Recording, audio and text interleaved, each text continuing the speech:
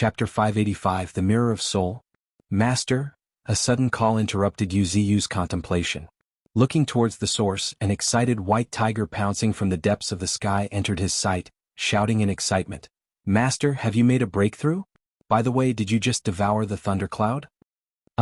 Yu fell momentarily silent, feeling a bit astonished. Is it my breakthrough or his? Why is he even more excited than me? After pondering for a moment, Yu shook his head helplessly and replied, Yeah, I had a small breakthrough. As he spoke, a branch of Yu shot towards White Tiger like a python. However, just after reaching White Tiger, before White Tiger could react, a fearsome pressure erupted as an aura that made even one's soul tremble filled the surroundings.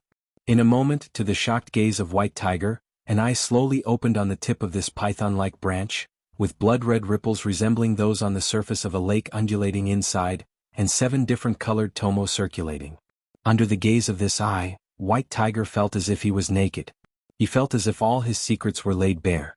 What left him even more shocked was that every time the eye flickered, White Tiger felt inexplicable strangeness, as if it had consciousness. In the brief moment of stupefaction, White Tiger suddenly felt a tightness in his forehead. Immediately after, what left him even more confused, the golden heavenly eye at the center of his forehead slowly opened. However, just as it opened, a sense of fear and panic suddenly washed over him. The fear and panic did not originate from his own. It was the emotion transmitted by his golden heavenly eye. As expected. Chuckling lightly, Yu finally confirmed that the eye he had opened was the heavenly eye, noticing White Tiger's expression.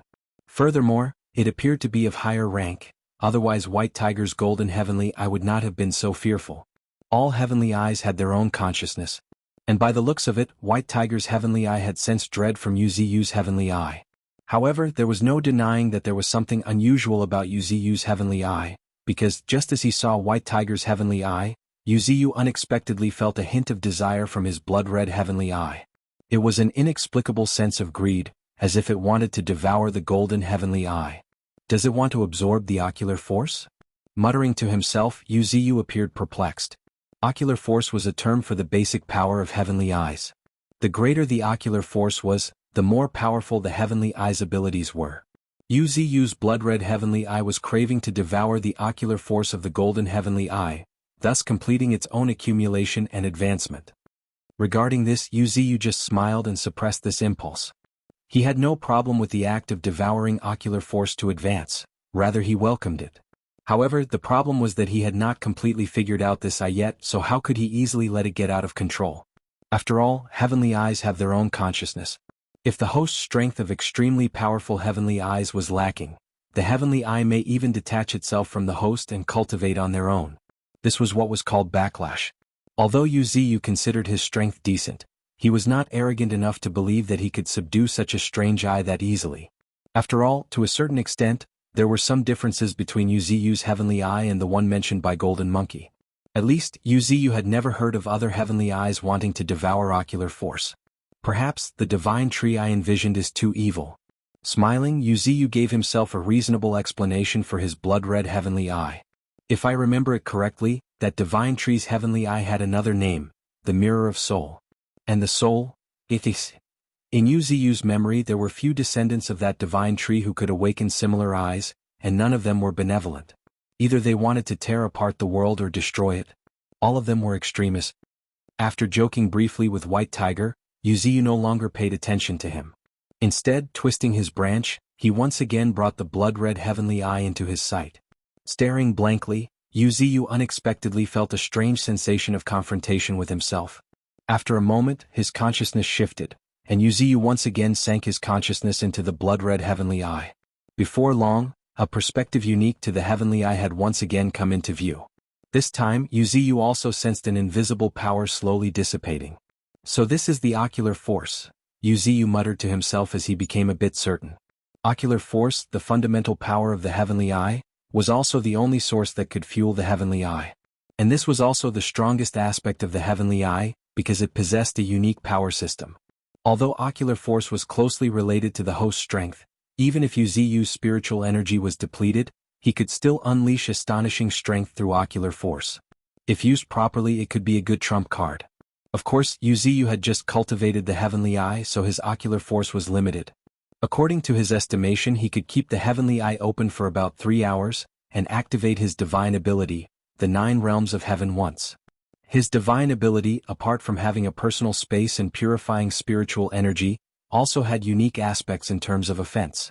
The most terrifying aspect was that it could easily capture entities within 100 meters into its pocket. Once those entities entered Yuziu's pockets, with his control over the pockets, he could easily suppress them. Furthermore, the capture range would also increase with the increment in Yuziu's ocular force. And not only that, as if realizing something, Yuziu's eyes narrowed slightly, looking towards the giant lightning bear not too far away. The giant lightning bear was the king of the polar bear clan in Misty Mountains, and a Tier 3 transcendent who could control lightning. Even in Misty Mountains, his strength was notable. However, he usually kept a low profile and was rarely known to the outside world. Try using lightning to attack me. The giant lightning bear momentarily hesitated after hearing Yuziu's command, before accepting the command with a nod. Since it's the divine tree's order, I've to follow. As for anything else, it's useless to think about it. With my current strength, it's quite unlikely that I would be able to harm the divine tree. With these thoughts in mind, the giant lightning bear took a deep breath, and raised his right hand as the lightning patterns covering his right arm suddenly lit up. Lightning pillar. As he shouted, a column of lightning as thick as a water bucket suddenly tore through the air with a thunderous boom, shooting towards Yuziu. However, just as it approached Yuziu, space suddenly rippled before a vortex surrounded by electric arcs suddenly manifested in the air, swallowing the water bucket-thick lightning column in the blink of an eye, much to the astonishment of the onlooking mutant beasts. Chapter 586, Sealing Heaven and Earth. Absorption of elements. Muttering to himself, a hint of admiration flashed in Yuziu's eyes. This was the terrifying aspect of the divine ability, 9 realms of heaven. It could absorb elemental attacks and even convert these elements for one's own use and further expand the space. At this moment, if one were to look at Yuziu's pocket of lightning, they would witness a column of lightning as thick as a water bucket streaking through the dim space under the dense dark clouds, falling at the edge of the pocket. After a moment, a thunderous clap reverberated through the space, rocking it as if it was trembling. And amidst the tremors, a hazy mist rose from the spot where the column of lightning fell. At a glance, this dim space had expanded significantly. This was the 9 realms of heaven's absorption of elements. However, the premise was that these elemental attacks were within the range the space pocket could withstand.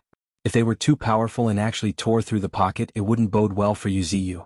Moreover, as the space pocket continued to expand, the strength of these pockets would also increase, and subsequently the amount of the elemental energy they could absorb would correspondingly increase. As a result, Yuziu's desire to use elemental attacks to expand the pockets was extinguished, simply because as the strength of the pockets continued to increase, the volume of pockets that could be expanded by simple elemental attacks would also decrease. The principle was simple. As the pocket grew stronger, the amount of force it could withstand would also increase, which in turn would make it impossible for the ordinary elemental attacks to shake the space pocket. If it couldn't be shaken, how could these pockets expand? Moreover, compared to this method, which relied on elemental energy to expand the pocket, the more reliable method was being refined by Yuziu. Once Yuziu refined these spaces to a certain degree, especially when he had raised them into worlds, their absorption of elements would truly become terrifying. At least, it was almost impossible for beings of the same tier to harm Yuziu with elemental attacks. Rather, they would just be replenishing Yuziu's energy. Feeling satisfied with the divine ability of the heavenly eye, a smile bloomed on Yuziu's lips. It was indeed a formidable ability, both offensive and defensive. Such a divine ability truly deserved to be called a grand divine ability, one that was unique to Yuziu. When Yuziu had perfected this divine ability, when he would be housing 9 worlds in his body, he would not only be invincible, but his every move and decision would affect the universe. Even in the previous era, he would have been a ruler of a region.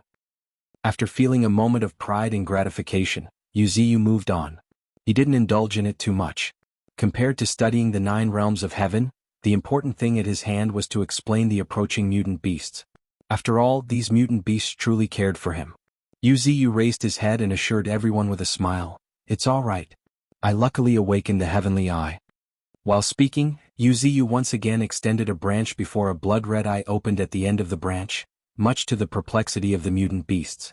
The blood-red eye, with 7 different colored tomos constantly going round and round inside amidst ripples like on the surface of the lake, appeared quite eerie yet extraordinary, sending chills down the spine of many mutant beasts.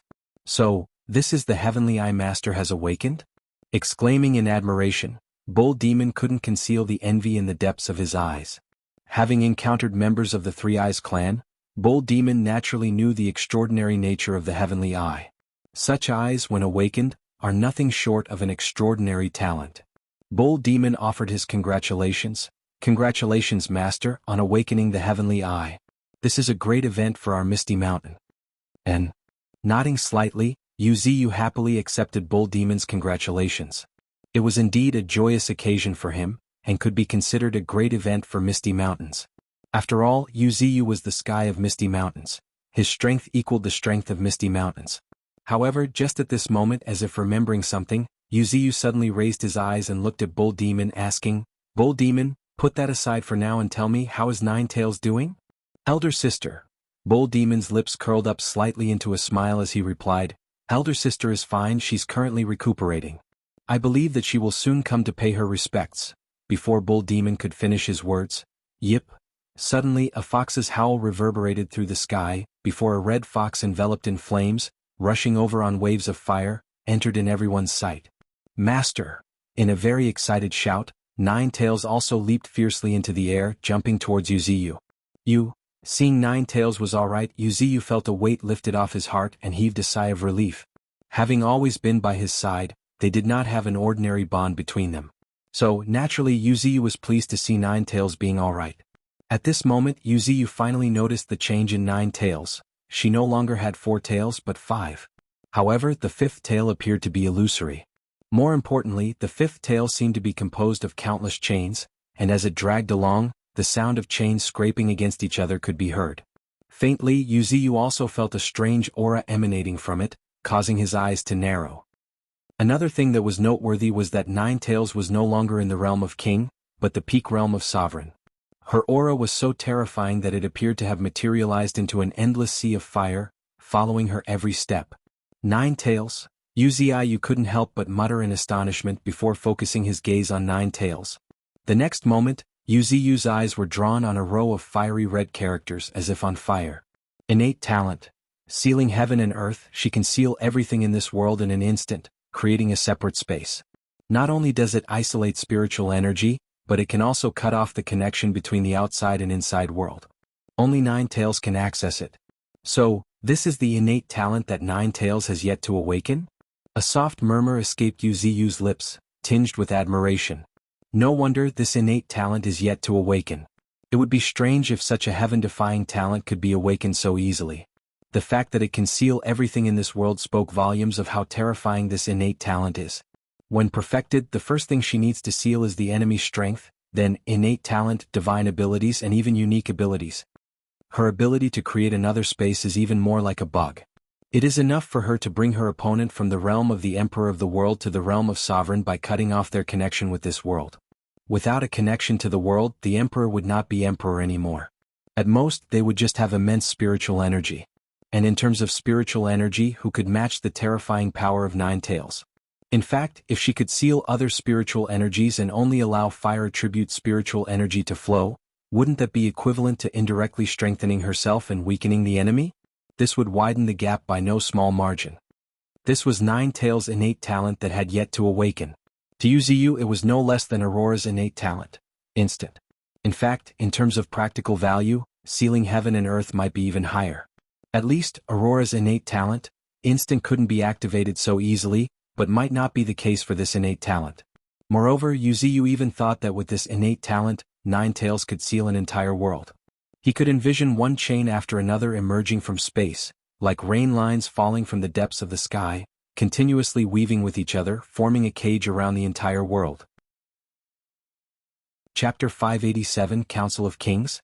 Your innate talent is remarkable. In a calm voice, Yuziyu couldn't help but express his admiration. Master, you figured it out again? Pouting, Ninetails could not help but feel a bit helpless. She had thought that this mysterious innate talent of hers could be hidden from her master, but contrary to her expectations, he had seen through it with just one glance. That's right. Nodding, Yuziyu frankly admitted, at least for now, there's no power that can hoodwink my eyes. Yuziyu further added, Of course, innate talents like yours that haven't fully matured yet. Other than that, there are exceptions you can't seal. Yeah. Nine-Tails felt a bit helpless, but she couldn't help but admit that her master's eyes were terrifyingly sharp. At least, up to now, Nine-Tails hadn't seen any mutant beast that could deceive his eyes. Not to mention ordinary mutant beasts, even her kind, the Celestial Fox clan, which was considered the most mysterious in the previous era, had no secrets before her master. One could imagine what this signified. In fact, there was no lack of investigative abilities in this world. However, correspondingly, the superior races lacked no means to hide them either. This was especially true for the most mysterious Celestial Fox clan. Even so, Nine-Tails felt like she was naked in front of her master, unable to hide anything from him. And it didn't give her a good feeling. Be that as it may, when she thought that it was her master, a slight smile crept onto Nine-Tails' lips. For her, the stronger her master, the happier she naturally was. However, just at this moment, as if remembering something, Nine-Tails suddenly asked, "Master, Bull Demon mentioned convening the Council of Kings earlier, and..." Nodding his confirmation, Yuziyu shook his head and stated with a smile, "I won't express any opinions on this matter. Everything is up to you guys." Saying so, he further added, "By the way, I'm in need of some resources like spirit stones, spirit herbs, and spirit flowers. So do keep an eye out." "Resources?" murmured Nine-Tails, her eyes involuntarily flickering. Misty Mountains never lacked resources, yet Master is still actively mentioning resources. It seems that the resources Master needs are not ordinary. However, after thinking about the harvest from Steel World and Great Prairie, a smile appeared on Nine-Tails' face. Steel World had rich spirit stone mines, and Great Prairie was rich in spirit herbs and flowers. Thanks to the collection from these two places, their owner had become massive over time. Nine-Tails believed that they should be enough to satisfy her master's needs to a certain extent. However, what she did not know at this time was that it was just scratching the surface. She seemed to have underestimated Yuziyu's appetite. Late on the night of the third day since Nine-Tails woke up, the last two of the 9 great beasts, Sarcosuchus and Lightning Dragon, who had been fighting in the Western Desert, had also returned. More importantly, uninjured. One reason was because there was a friend of Misty Mountains in the Talacoman Desert, Seth, the god of desert and storm, who took care of them in secret. The other reason was that Sarcosuchus and Lightning Dragon were originally strong and unfathomable. If it weren't for the fact that regions with extreme climates like the Western Desert and Arctic Circle limit perception, they would have noticed Nine-Tails' unstable aura long ago. By the time they arrive at Great Prairie, they would have laid waste to almost half of it. After all, the Dragon Clan was not to be trifled with. As an apex race and also possessing the deepest heritage, the power of Sarcosuchus and Lightning Dragon, when they brought out their full power, could definitely be described as earth-shattering. They were on a different level compared to their peers. At present, there are less than 5 entities in the entire Misty Mountains that could rival them. However, because they had always been low-key, their strength was not known to the public. Except for Yuziyu and a few core members, few know of their true strength. Rather, it could be said that their strength was never as simple as it seemed on the surface. As far as Yuziyu knows, one of the Dragon Clan's secret techniques, Dragon's Fury, could increase their combat power by 50% in a short period of time, without any side effects. This was a testament of the Dragon Clan's heritage. At this moment, deep in Misty Mountains, moonlight cast the shadow of the full moon on a lake, piercing through the dense fog. Around the lake, figures began to slowly emerge, one after another. One was a flame fox with 5 towering tails reaching the sky. Then there was even a humanoid figure with the head of a bull, looking quite monstrous. Each figure was so terrifying that their presence alone made the air heavier, almost suffocating. And just as these 9 figures, or to be more precise 10 figures, rose from various corners of the lake, the entire lake started growing colder and colder, with cold mist rising from the surface. In just a few breaths, the vast spirit lake froze, turning into a mirror of ice. Amidst the rising cold mist, some mutant beasts also caught sight of a shadow of a dragon swimming in the depths of the lake. Right after the lake was frozen, if one were to pay attention, they would surely see many figures converging from all directions toward the center of the frozen lake. When they reached a certain position, icy thrones would rise. However, mutant beasts were still mutant beasts. Except for Lung Feng Golden Monkey and a few others who sat on thrones thanks to their small humanoid figures, most of the others either sat or lay on the ice, and a few even coiled around ice pillars. And this point was most obvious in the 10 figures high in the sky. The towering bull demon sat on a throne, his gaze fierce yet icy. White Tiger, on the other hand, retracted his wings and lay on a whirlwind. As for Sarcosuchus, Titan, and Tundra, who were massive in size, they used the simplest method. Using the method taught by Aurora, they separated a wisp of their psychic force and manifested their forms using it. And this was the Council of Kings, symbolizing the peak of power and status in Misty Mountains, where everything in Misty Mountains could be decided without UZU's interference. However, this was the first time Misty Mountains had truly convened a Council of Kings. This was, until now, the most formal and serious conference held in Misty Mountains. Faintly, many could sense the coming of a storm. However, just at the next moment, as if finding the conference a bit lacking in flavor, boom, a thunderous clap shook the world before a towering ice tree, 300 meters tall, rose from the lake not far away, much to the astonishment of the mutant beast. Under the moonlight, the flickering cold light from this tree illuminated the entire lake surface, making it appear colder and icier. This is the ancient ice tree, which will witness the first Council of Kings of Misty Mountains. UZU's majestic voice reverberated through the sky as his lips rose into a slight smile. After this, his consciousness sunk into the deep core of Misty Mountains, which had long been obscured from the sky and the sun. Chapter 588, Targeting the Deep Sea? As for the Council of Kings, UZU did not care. After nurturing them for so long, the 9 great beasts had already won his approval. Among them, 9 Tails, Bull Demon, and Sarcosuchus were the ones he trusted the most. This was less of a council and more of a ceremonial power transfer. Since the authority of the entire Misty Mountain can be handed to the 9 great beasts, all I've to do is cultivate and cultivate some more. With this in mind, UZU raised his eyebrows and glanced at the mountain of spirit herbs and flowers not far away. This was a batch of the resources from Great Prairie. So many spirit herbs and flowers, yet, UZU's corners of lips twitched slightly as the space above the spirit herbs and flowers rippled, before a faint vortex filled with vitality manifested in the air. It was the pocket of vitality, one of UZU's 7 space pockets. Originally it only had an area of 10 square meters, but now, its area has increased to over 1,000 square meters in 3 days.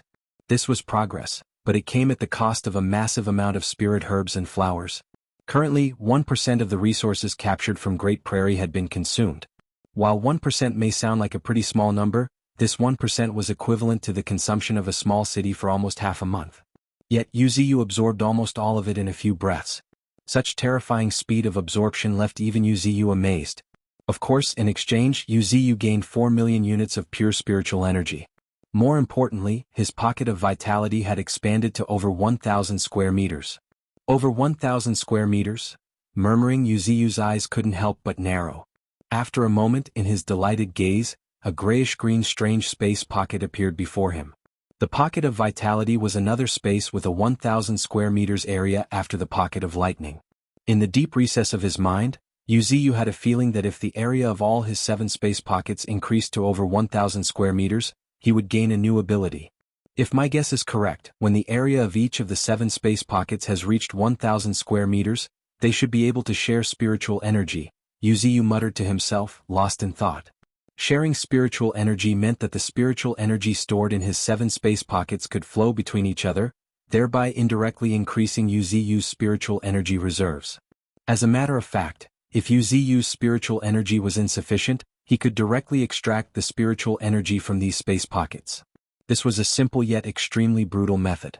To some extent, it would damage UZU's space pockets, but on the other hand it was also a significant trump card for him. With over 1,000 square meters of area, spiritual energy can be shared. 10,000 square meters of area should be able to form a self-contained world, nurturing spiritual energy. At that time, living organisms might even be able to survive in this space. When their area has reached 100,000 square meters each, the nurtured spiritual energy should be enough for my daily cultivation and even some combat needs. Muttering his speculations, UZU's gaze became increasingly profound, with a glint of brilliance flickered within. Of course, these were UZU's speculations. As for the exact requirements and outcomes, it was hard to say. After all, the 9 realms of heaven was a divine ability shrouded in a veil of mystery, which even UZU could not unveil at the moment. More importantly, expanding the space was not that easy. The space pockets like Pocket of Earth and the Pocket of Ice were easy in terms of the resources they needed. However, when it came to pockets of light and lightning were different. After all, light attribute and lightning attribute like rare resources had always been scarce, and could hardly be found on the entire Asian continent. Furthermore, the resources he needed were in no way a small amount. Since the pocket of lightning had devoured the thundercloud, and its area had expanded to over 1,000 square meters, Wuxia did not need to worry about expanding it for the time being. However, as for the pocket of light, Wuxia's mind was in complete turmoil. He knew he was in for some trouble. If he failed to find such resources, let alone upgrading the pocket of light to a world, even expanding its area to over 1,000 square meters would be as difficult as reaching the sky. If my guess is correct, this great divine power may just remain like that for my whole lifetime. Wuxia couldn't help but heave a soft sigh, feeling a bit helpless. Wealth and cultivation techniques are indispensable for cultivation. The most important thing being wealth, or the so-called resources. In the past, Wuxia thought that after establishing Misty Mountains with so many mutant beasts collecting resources for him, he would not be lacking in resources. However, after acquiring the divine ability, the 9 realms of heaven, resources seemed to be the most important and pressing issue. At least so far, the resources of Misty Mountains were only enough for Wuxia to cultivate without worry for about half a year. That was not even considering the resources needed by other mutant beasts, such as Nine Tails and Bull Demon. Just then, as if sensing something, Wuxia suddenly raised his eyes and saw Nine Tails walking towards him with a strange expression on her face. "Is the council over?" asked softly. Wuxia selectively ignored Nine Tails' strange expression. This wasn't the first time he had seen this kind of expression on her face. Yesterday, when Nine Tails saw him devouring the mountain-like spirit herbs and flowers within a few breaths, she wore the same strange expression. It was a strange expression of trying to hold back the twitching of the corners of her mouth and not knowing what to say. And, of course, there was more than a hint of indescribable helplessness. "It's over, it's really over. If Master keeps this up, even 10 Misty Mountains won't be enough to satisfy his needs." Nine Tails cried in helplessness in her heart. At this moment she finally understood why her master suddenly asked her to pay attention to resources a few days ago. Damn it, his consumption is too terrifying. At this moment she finally heard Wuxia's question and responded with a nod. "Yes, master, it's over."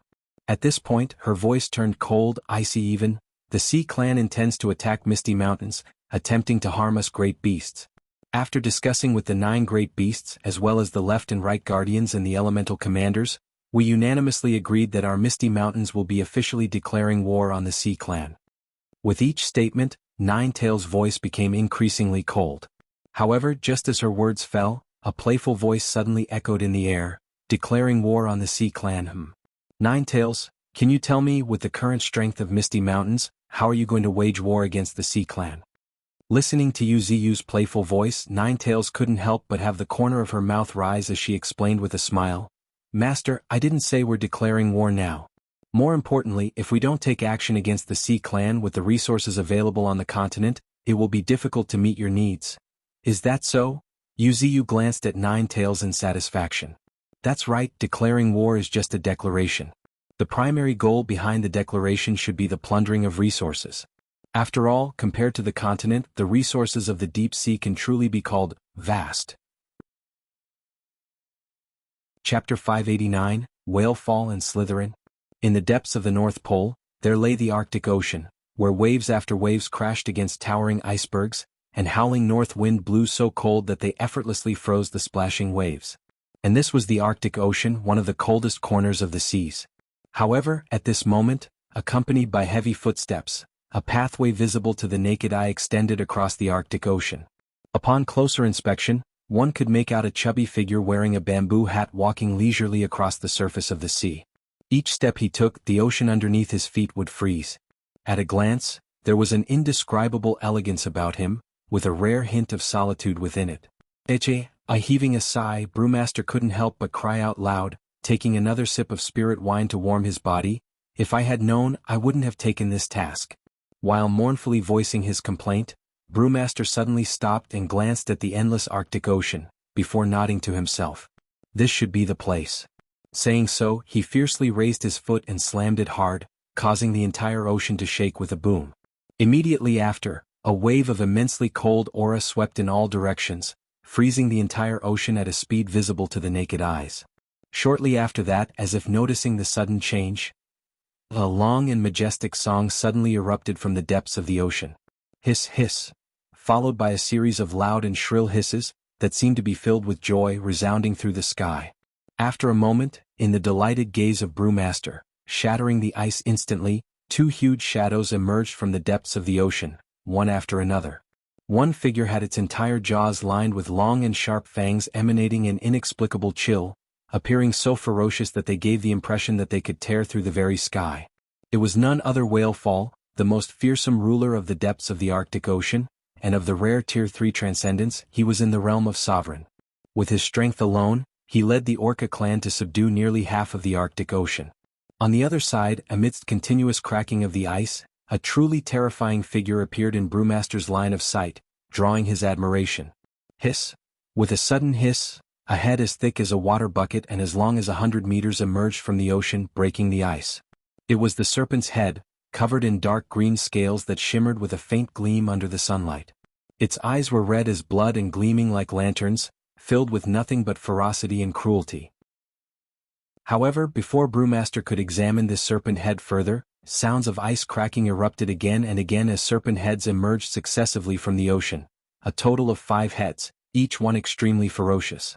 This giant serpent was none other than Slytherin, one of 3 deformed mutant beasts of the Misty Mountains with the most amazing innate talent. If Horus reached his current level due to inheritance and Lupin gained extraordinary strength through Yuzu's care, then Slytherin was a monster who, following Whalefall, had paved his own way using mountains of corpses. He was even more notorious than Whalefall, and received many monikers for himself like the Undead Monster or the Sea Serpent. Each moniker told the tales of the extraordinary and terrifying nature of this ferocious beast. More importantly, he also happened to be in the realm of Sovereign. In light of this, one couldn't deny that the sea was truly a paradise with no shortage of resources. And thanks to this, growth was always faster here than on the continent. If not for the fact that these deep-sea behemoths would have their strength dropped down by a level upon exiting the sea, a second global invasion of sea creatures would have occurred a long time ago already. At this moment, taking a deep breath, Brewmaster glanced at the excitedly swaying great serpent not far away, and the calm and collected Whalefall in the distance, and directly stated his reason for coming here. 3 days ago, the Council of Kings was convened in which we 9 great beasts and even the various generals unanimously agreed that Misty Mountains will declare war on the Sea Clan. Hearing this, both Slytherin and Whalefall were both taken aback. Declare war? Perplexed, Whalefall cried in astonishment. Yes, declare war. The Sea Clan intended to destroy Misty Mountains. It's a crime that cannot go unpunished, so war is inevitable. At this point, Brewmaster cast a deep gaze at Whalefall and reminded, if a war breaks out, your Orca clan will undoubtedly be the vanguard. Yes. Whalefall nodded his understanding. Whalefall naturally knew about some of the actions of the 7 great sea clans. Although Misty Mountains were far away, intelligence was still exchanged frequently. Days ago, Whalefall had already learned about the actions of the Fishman King, Milton, attacking the great beasts, and he believed that this would thoroughly anger the entire Misty Mountain. Thinking of this, Whalefall sneered inwardly. They have yet to settle the matters of the deep sea, and yet he dares to invade the land and even provoke Misty Mountains. I have to admit that Milton's brain is exceptional. He implicated the entire Fishman clan, which resulted in the Divine Tree venting his anger on the Fishman capital, destroying it and killing a massive number of fishmen in a single blow. Even so, that is still not the biggest issue here. The biggest issue is that the deep sea is not under one rule. While the 7 sea clans are united and have even established kingdoms, it came at the cost of much bloodshed. There are many groups who harbor deep hatred towards them, openly and secretly. It is unfortunate that thanks to their inheritance, they are indeed powerful, and the kings of the 7 deep sea clans support each other. Nonetheless, their vast territory was ultimately obtained by force, and they have yet to truly manage it. With the Fishman clan suffering massive casualties, there are many groups that are thinking of rebelling. Furthermore, even though the 7 deep-sea clans are strong, the other marine races aren't that weak either. There are even some ancient existences that are not inferior to the kings of 7 deep-sea clans. However, compared to the unity of the 7 clans of the deep sea, most other races are scattered, which allowed the 7 clans to rule the deep sea. If what Old Ninth said is true, Misty Mountains will truly be declaring war on the 7 clans of the deep sea. I'm afraid it would set the oceans on fire. It might even truly shake the rule of the 7 clans of the deep sea. After all, with the Divine Tree backing Misty Mountains, it's enough to make the entire deep sea tremble. Thinking of this, Whalefall couldn't help but sneered, If we really declare war on the 7 clans of the deep sea, I believe there will be many old friends joining us. I see. Brewmaster naturally understood what he meant. The enemy of the enemy is a friend. Without the entire deep sea united, the 7 clans must have many enemies. And if all these enemies emerged together, even the 7 clans would be in big trouble. And this is just the beginning, because Misty Mountains know the Divine Tree's plan for the entire deep sea has only just revealed the tip of the iceberg. Chapter 590 The Sea Beast King. Click click. Suddenly a sharp click rang in the air. For some reason, upon hearing this sound, both Whalefall and Slytherin shivered, feeling a chill rising from the depths of their bodies. Who's there? Subconsciously shouting, both Whalefall and Slytherin started looking around simultaneously. However, what froze their expressions was that they found nothing. How is that possible? That sounds too real. In disbelief, both Whalefall and Slytherin couldn't help but exchange glances. However, after a moment, as if it had discovered something, one of the Slytherin's heads suddenly hissed. Whalefall, and all of Slytherin's heads promptly turned to that head, and found it staring in a direction, where they saw a purple figure, seemingly manifested out of thin air, unnoticed. It was a purple mantis about the height of an average human. Its arms were raised high like sickles, which glimmered with a sharp gleam in the dim light, so sharp that it made one squint their eyes. However, that was not the frightening part. What was truly terrifying was that he had silently appeared beside Whalefall and Slytherin. If he hadn't spoken, neither Whalefall nor Slytherin would have noticed him until now. You are... Subconsciously muttering in a solemn and doubtful voice, Slytherin looked at this somewhat familiar figure, a bit shaken. Long time no see, little Sly? The voice was deep and hoarse as if it hadn't spoken in a long time. However, looking at Slytherin, who had grown from 2 to 3 meters in length to hundreds, even thousands of meters, Zillion couldn't help but softly sigh. Ah. After a somewhat frozen expression, Slytherin eventually recalled the identity of the purple figure from a corner of his memory. Are you Brother Mantis? Somewhat incredulous, Slytherin couldn't help but size up the current figure. Compared to before, Zillion had changed too much. Not only in appearance but even his aura had become elusive. Slytherin could not recognize him at first glance. However, this was not the time for nostalgia. Affirming his identity with a nod, Zillion spoke in a dark and gloomy voice. Under the call of the Council of Kings, I will assist you in attacking the 7 clans. Dropping this sentence, Zillion raised his foot, walking towards the sea. After a moment, as his feet touched the cold sea water, his entire body sank quietly. If one were to pay attention at this moment, one would definitely notice that Zillion seemed as natural as a fish returning to sea. He exuded an inexplicable sense of harmony with the water. What was even more suffocating was that his figure gradually dimmed until he disappeared. The sea breathing made Zillion more adaptable to the ocean than marine creatures, and camouflage allowed him to quietly eliminate his own existence. In other words, right under the nose of Tier 3 sovereigns, Zillion disappeared unnoticed, leaving behind the astonished Whalefall and Slytherin. At this moment, as if noticing Whalefall and Slytherin's astonishment, Brewmaster shook his head helplessly and added, "That's just the way Zillion is. Unless summoned by the Divine Tree, it's not easy to find him. This time, we're only able to summon him to assist you using the authority of the Council of Kings. But you can rest assured. With Zillion's current strength, ordinary Tier 3 sovereigns won't last more than 3 breaths. Even if the kings of the 7 clans, the emperors of the world, found him because of some flaw, they'll still be in big trouble." Hearing this, the astonishment in the eyes of Whalefall and Slytherin deepened. However, these two were not ones to dwell on matters. What was more important was that although Zillion had appeared briefly, his terrifying posture and cold aura were unforgettable. Perhaps it was as the 9th great beast said, "Zillion is extremely terrifying." Sighing inwardly, Whalefall affirmed once again, "Me and my Orca clan will surely not disappoint the mandate of Misty Mountains." And, nodding his acknowledgement, Brewmaster immediately left without any delay. He had notified them on what needed to be notified. Next, he had more important matters to attend to. At this moment, deep within Misty Mountains, Uziyu was calmly observing a black willow tree not far away, that resembled his tree form, but was pitch black in color. Each of its branches radiated a faint glow, visible even in the pitch-black night sky. As a matter of fact, the Sea Beast clan was different from other sea clans. They leaned more towards retrogression and lacked intelligence. Their decisions were ruled by their instincts, which were solely geared towards killing. As such, they were ruthless and brutal. Such a race couldn't even be called an intelligent species. What was even more terrifying was that the Sea Beast clan had completely split after losing the Sea Beast King and the Wise One. Now their shadows could be seen in every corner of the entire deep sea, each possessing unique and hideous appearances of massive sizes unlike typical sea creatures, with fierce and sharp spikes. Each of them looked cruel and made for war. If it weren't for their powerful individual combat strength, they would have been annihilated long ago.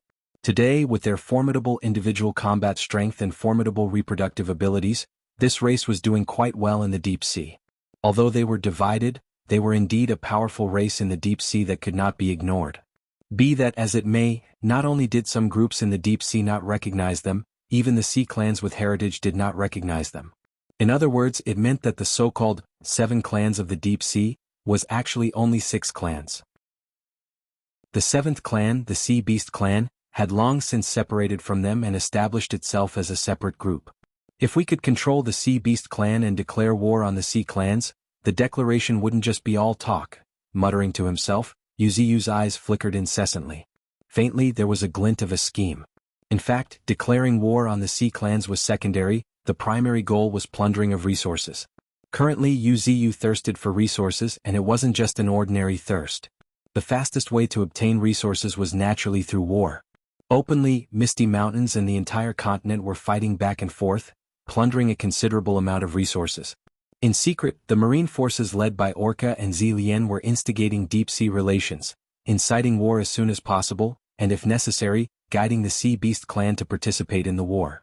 This way, Misty Mountains would have many more opportunities to plunder resources. This was exactly what Yuziu wanted to see most. Heaving a long, deep breath, Yuziu stared at the dark willow tree not far away. After a moment, a root swooshed and curled around the 100-meter-tall dark willow tree, dragging it deep into the earth. Shortly thereafter, in a corner of the deep sea, boom, boom, boom, amidst fearsome tremors, a segment of coiled purplish-black roots emerged, unfurling the next moment, revealing a 100-meter-tall dark willow tree. Under Yuziu's control, it slowly took root in the rocks of this deep-sea reef. The Sea Beast King had long since died.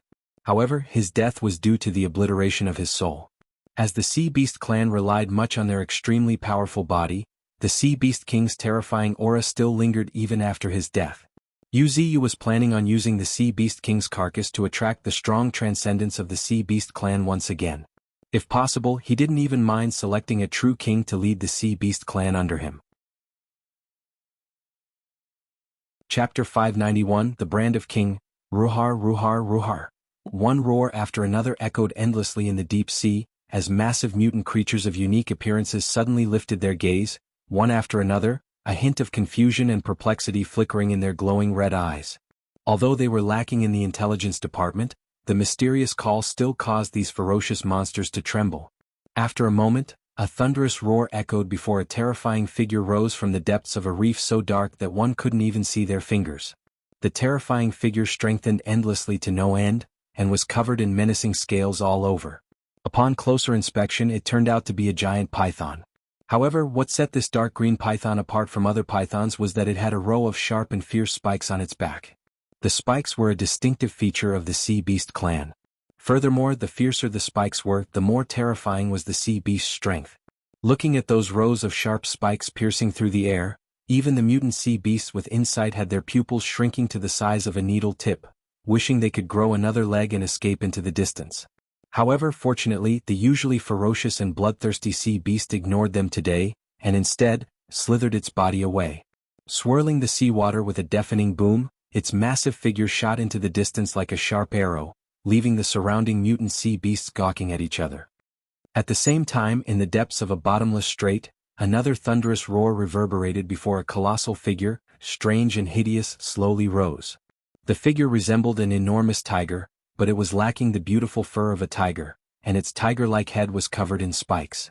Without a moment of hesitation, this massive figure also stirred up the waves, galloping towards the distance. Shortly after, in a crystalline palace hidden deep in the sea, a golden-haired girl furrowed her brows slightly. "What's going on?" The mermaid queen, Else murmured subconsciously, puzzled. She was adept at perception, and had sensed the awakening of those terrifying sea beasts, that usually remain dormant in the deep sea, through the sea currents. In fact, although the Sea Beast clan was powerful and extremely brutal, they had to remain dormant for a lot of the time. For them, dormancy was akin to cultivation. Yet, these powerful sea beasts had all forsaken dormancy and awakened, which had left Elsa perplexed. With doubts in her mind, Elsa, the mermaid queen, immediately summoned her subordinates to investigate the movements of the sea beasts. Although the Sea Beast clan was nominally one of the 7 clans of the deep sea, since the disappearance of the Sea Beast king, control over the Sea Beast clan has been lost. Worst, the Sea Beast clan was anything but weak. Elsa knew that if there was really a problem, even the other 6 clans might be in big trouble, because she knew that among the powerful sea beasts, there were 2 ancient creatures that were far stronger than the rest, to the extent that even their sea clan kings were somewhat wary of them. At this moment, Wuxia had no idea about the commotion he had just caused. This was all just an experiment for him. It would indeed be a boon if he could lure powerful sea beasts by planting the dark willow tree at the bottom of the deep sea. However, even if this endeavor failed, he stood to lose nothing. And now all he needed to do was wait. After all, he just felt strange but mysterious fluctuations spreading in all directions from the center of the dark willow tree. These fluctuations couldn't be sensed by ordinary mutant sea creatures. Even Wuxia only managed to perceive them because of his psychic power, which far exceeded that of ordinary people. These fluctuations were like summons, but there was something indescribably odd about them. However, what Wuxia didn't know was that the Sea Beast clan was different from other clans. Initially, in order to better control the Sea Beast clan, the wise one of the Sea clans had of the Sea clan bestowed the Sea Beast king with the brand of king, when creating him. With this brand, the Sea Beast king had absolute dominance over other sea beasts.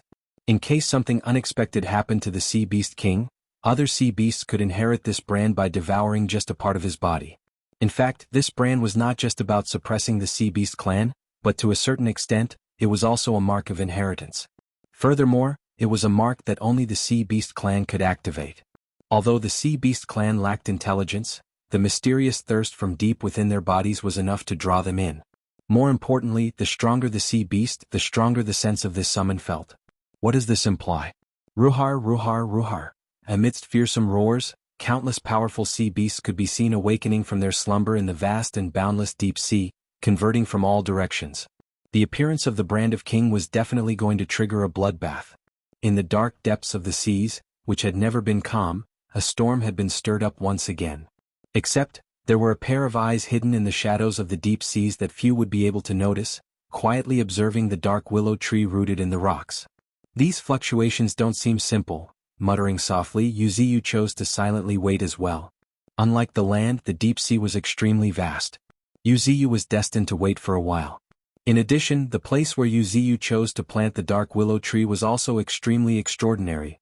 Sea beasts with mediocre strength might not even be able to reach this place.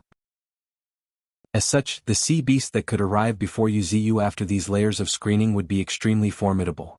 But no matter how formidable they were, it wouldn't matter. Wuxia had already refined this dark willow tree. If his consciousness descended here, he could exert 1 to 2% of his strength with the aid of this dark willow tree. Wuxia believed that in this world, there were not many who could withstand even that much. Chapter 592 Skyhaven. The world was quietly expanding, yet human technology kept pace with it. At least, the most advanced human nations on each continent could communicate with each other once again. At this moment, in the USA, the symbol of the pinnacle of human technology, figures sitting on chairs, were suspended in the air. If one looked closely, they would notice that the chairs beneath these figures were all supported by an invisible force. Faintly, one could see flashes of electric arc-like light flickering. But that was not all. If one slowly raised their gaze, they would behold a city crafted from steel, its towering structures piercing the sky. Here and there, colossal gears and conveyor belts turn and hum. Beneath a veil of dark clouds, the entire cityscape glimmered with a bluish-black sheen. This was the most famous city of America, also known as the City of Steel. Of course, it had an even more melodious nickname, Skyhaven, simply because the entire city hovered 100 meters above the ground. Even for supplies and transportation, one could see various advanced unmanned drones flying across the city. This magnificent city was not only unique in America but also in the entire world.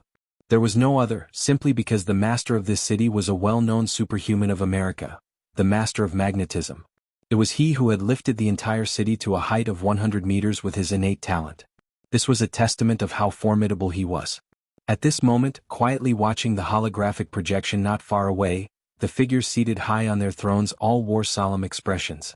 The continent opposite us is really fraught with turmoil. Nothing can be done about it. It's already a blessing that the human nation still exist even with the existence of a fearsome entity like the divine tree.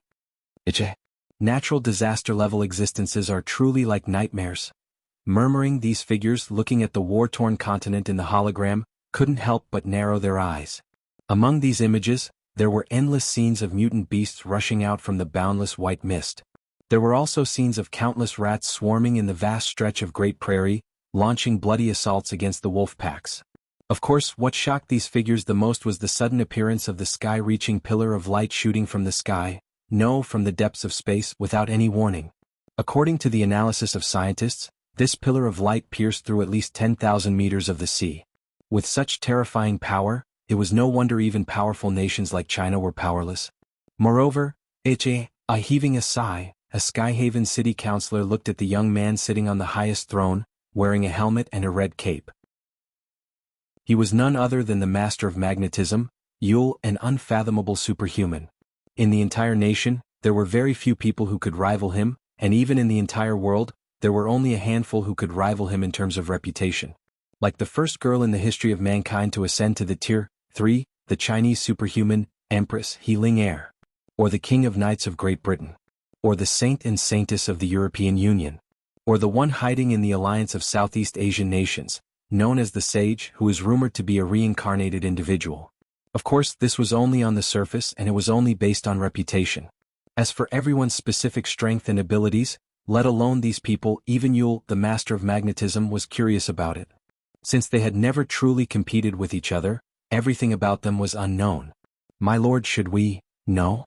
Waving off, the figure seated on the high throne shook his head, stating, "Now is not the time. As long as that tree monster exists, that continent is off limits to us." Declaring in a firm voice, Yule glanced deeply in the east direction. The next moment, with a deafening roar, the entire world changed in his eyes. In the interplay of light and shadows, a world of magnetic field unfolded before him. However, the very next moment, even he couldn't help but gasp in astonishment, staring blankly at the indescribable but terrifying huge magnetic field. Everyone and everything had their own magnetic field. The more formidable one was, the more formidable their magnetic field. However, even for Yule, the master of magnetism, his own magnetic field could at most cover a large city. For transcendents of the same level, being able to cover a medium-sized city with their magnetic field was already good enough. But, that monster in the distance? In terms of the magnetic field alone, it's as dazzling as the sun in the sky. Such an existence. With a sigh, Yule tightened his fists. Compared to the rumors, the tree monster is even more formidable. However, just then Yule seemed to be struck with an idea and suddenly suggested, "But, just because we can't go to that continent doesn't mean they can't come to ours.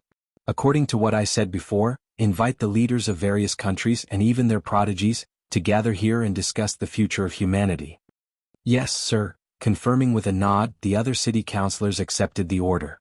As a matter of fact, although Skyhaven was just one of the cities in America, it was also the center of America's power. Every city councilor of Skyhaven was either mayors of other cities, or their representatives. As for Yule, although he wasn't the public figurehead of America in the world of superhumans, few dared to defy his orders.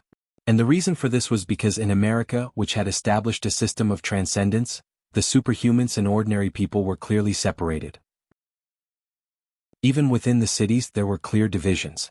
For example, cities where a large number of superhumans resided were called transcendent cities. Ordinary cities were where ordinary humans lived. Even if these ordinary people had some talent, it wasn't enough to support cultivation or even combat. Thus, they were mercilessly left behind in ordinary cities. Shortly after the meeting in Skyhaven, in Flame City of China, as if receiving some interesting news, a graceful figure suddenly had the corners of her lips rise, revealing a playful smile. "Your tentacles have finally reached far enough." With a smile, Ling Air snapped her fingers before the entire envelope caught on fire, instantly reducing it into a wisp of smoke. However, this is not the time to pay attention to him. With a smile on her face, Ling Air put on a black coat and quietly disappeared into the night. Now that everything is set, it's time to meet Master. Chapter 593, The Legendary Sweet Osmanthus. Nightfall, the bright moon hid shyly among the soft, silk-like clouds, casting its pristine radiance upon the serene world. Tap, tap, tap, accompanied by light footsteps, a figure emerged slowly from the depths of the night. It slowly raised its head, gazing into the distance where stood a towering tree so huge that its canopy itself was like the sky. The figure in a black robe narrowed its eyes slightly. "Long time no see, master." "Long time no see, Ling Er." As Yu Ziyu gently replied, countless roots rose from the ground, continuously intertwining and transforming into a slender figure. Ling Er was the most renowned figure in China, known as the Empress, and also an enigmatic and mysterious character passed down among humans as a legend. Now, she lifted the black robe from her head, unveiling her exquisite countenance. Her eyes shimmered like flames, radiating a dazzling gleam. Cascading like a waterfall, her long hair fluttered in the breeze, with tongues of flame dancing amidst them. Compared to before, the current Ling Er appeared more imposing. In the words of Yu Ziyu, she had truly grown up from the little girl she once was. "Master." Calling out softly, Ling Er took out a box from her bosom and slowly approached Yu Ziyu. "What is this?" Slightly curious, Yu Ziyu cast a long glance at the box in Ling Er's hand. "It's a secret treasure from China's national treasury. If I hadn't obtained the dragon heart from the White Dragon's cave this time, that guy wouldn't have given it to me." At this point, Ling Er's corners of lips curled slightly into a smile. Was a trade. However, Ling Er was quite satisfied with this trade. Even if the dragon heart could fulfill that guy's wishes, Ling Er did not mind because compared to the dragon heart, what she had in her hands was the real treasure. No, to be more accurate, it was the real treasure for her master. Nothing could replace it, nothing. With these thoughts in mind, Ling Er slowly opened the box under Yu Ziyu's curious gaze. The next moment, a seed the size of a fist, throbbing like a heart, entered his sight. It was just a seed, but Yu Ziyu could hear a heartbeat from it, which caused an expression of disbelief to appear on his face.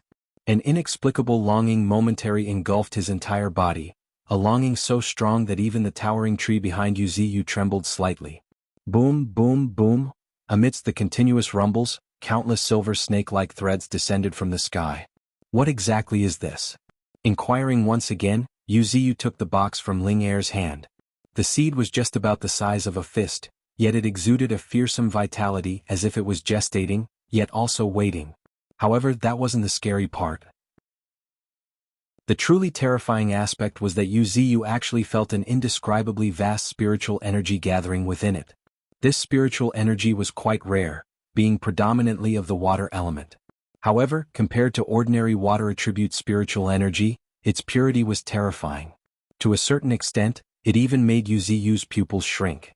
Just by touching it, Yu Ziyu felt an extremely cold energy surging into his body. It seems this box has some mysterious function.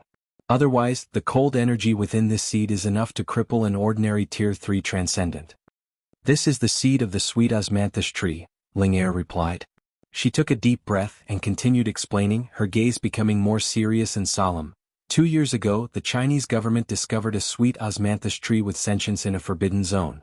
Considering the situation of Master, the Chinese government used a considerable amount of military force to kill this sweet osmanthus tree in its infancy. Later, under the felled sweet osmanthus tree, the Chinese government found this seed. It was by chance I discovered this seed in the national treasury. Compared to ordinary people, my powerful spiritual energy enabled me to perceive the extraordinary nature of this seed for the first time. It seemed to be sealed, with even its vitality obscured.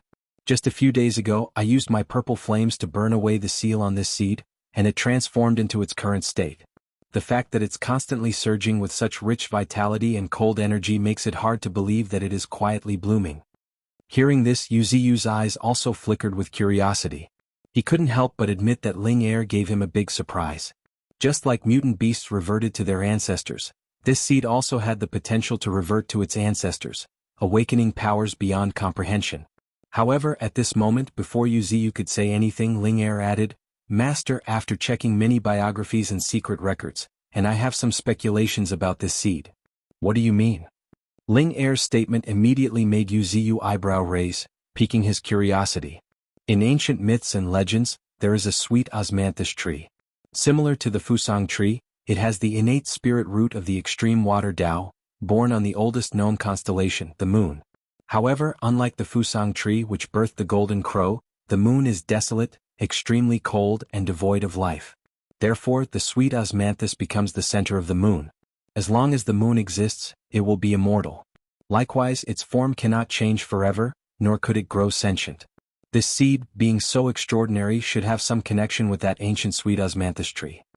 At this point, Ling Er paused for a moment before adding, "Of course, this seed definitely cannot transform into the legendary sweet osmanthus tree. After all, that sweet osmanthus tree should be a Tier 7 transcendent, or even a terrifying entity surpassing the Tier 7.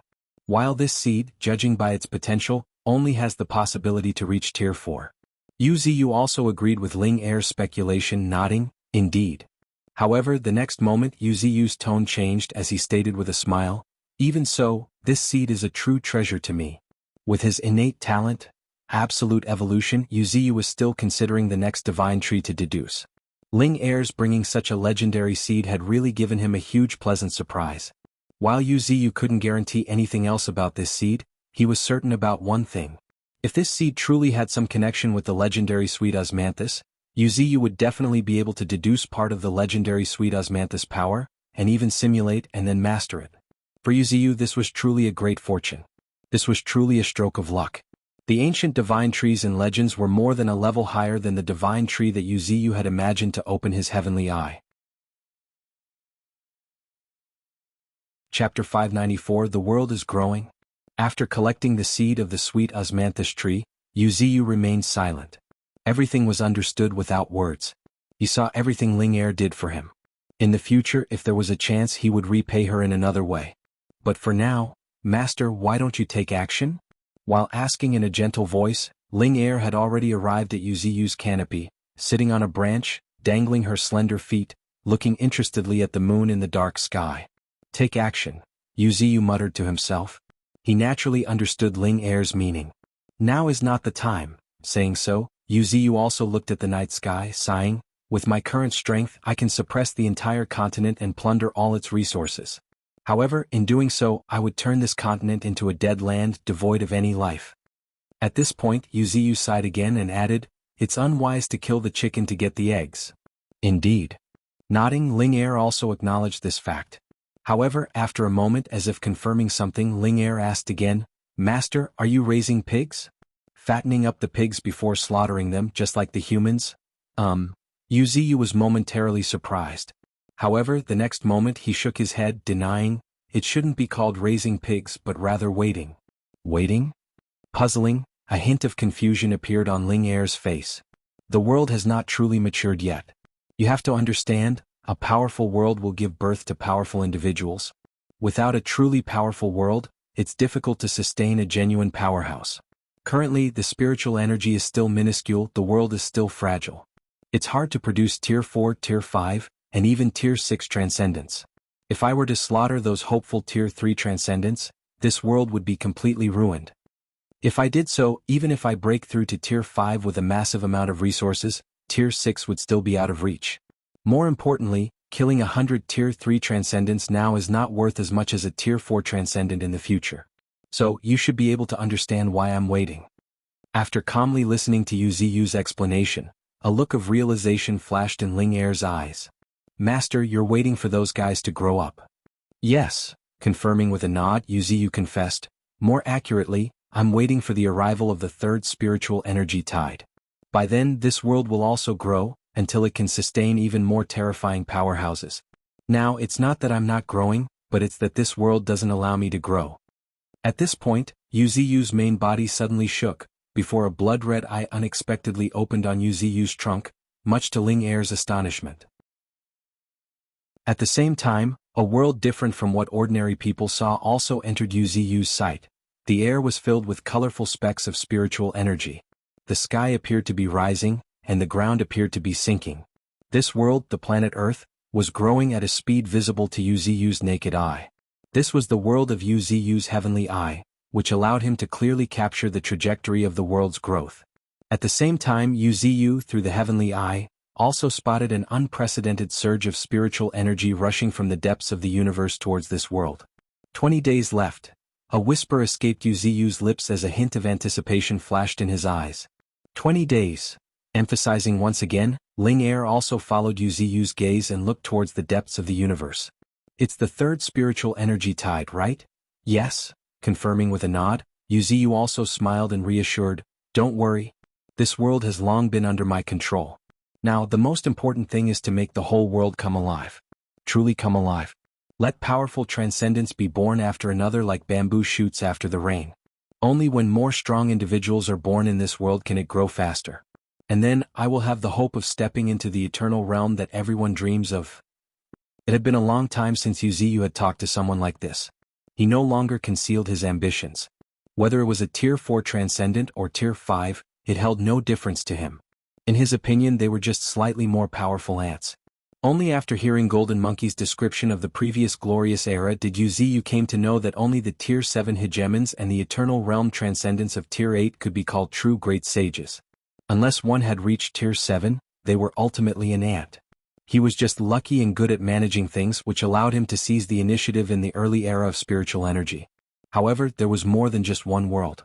As such, before he could truly travel through space, he had to properly guard and manage this one world.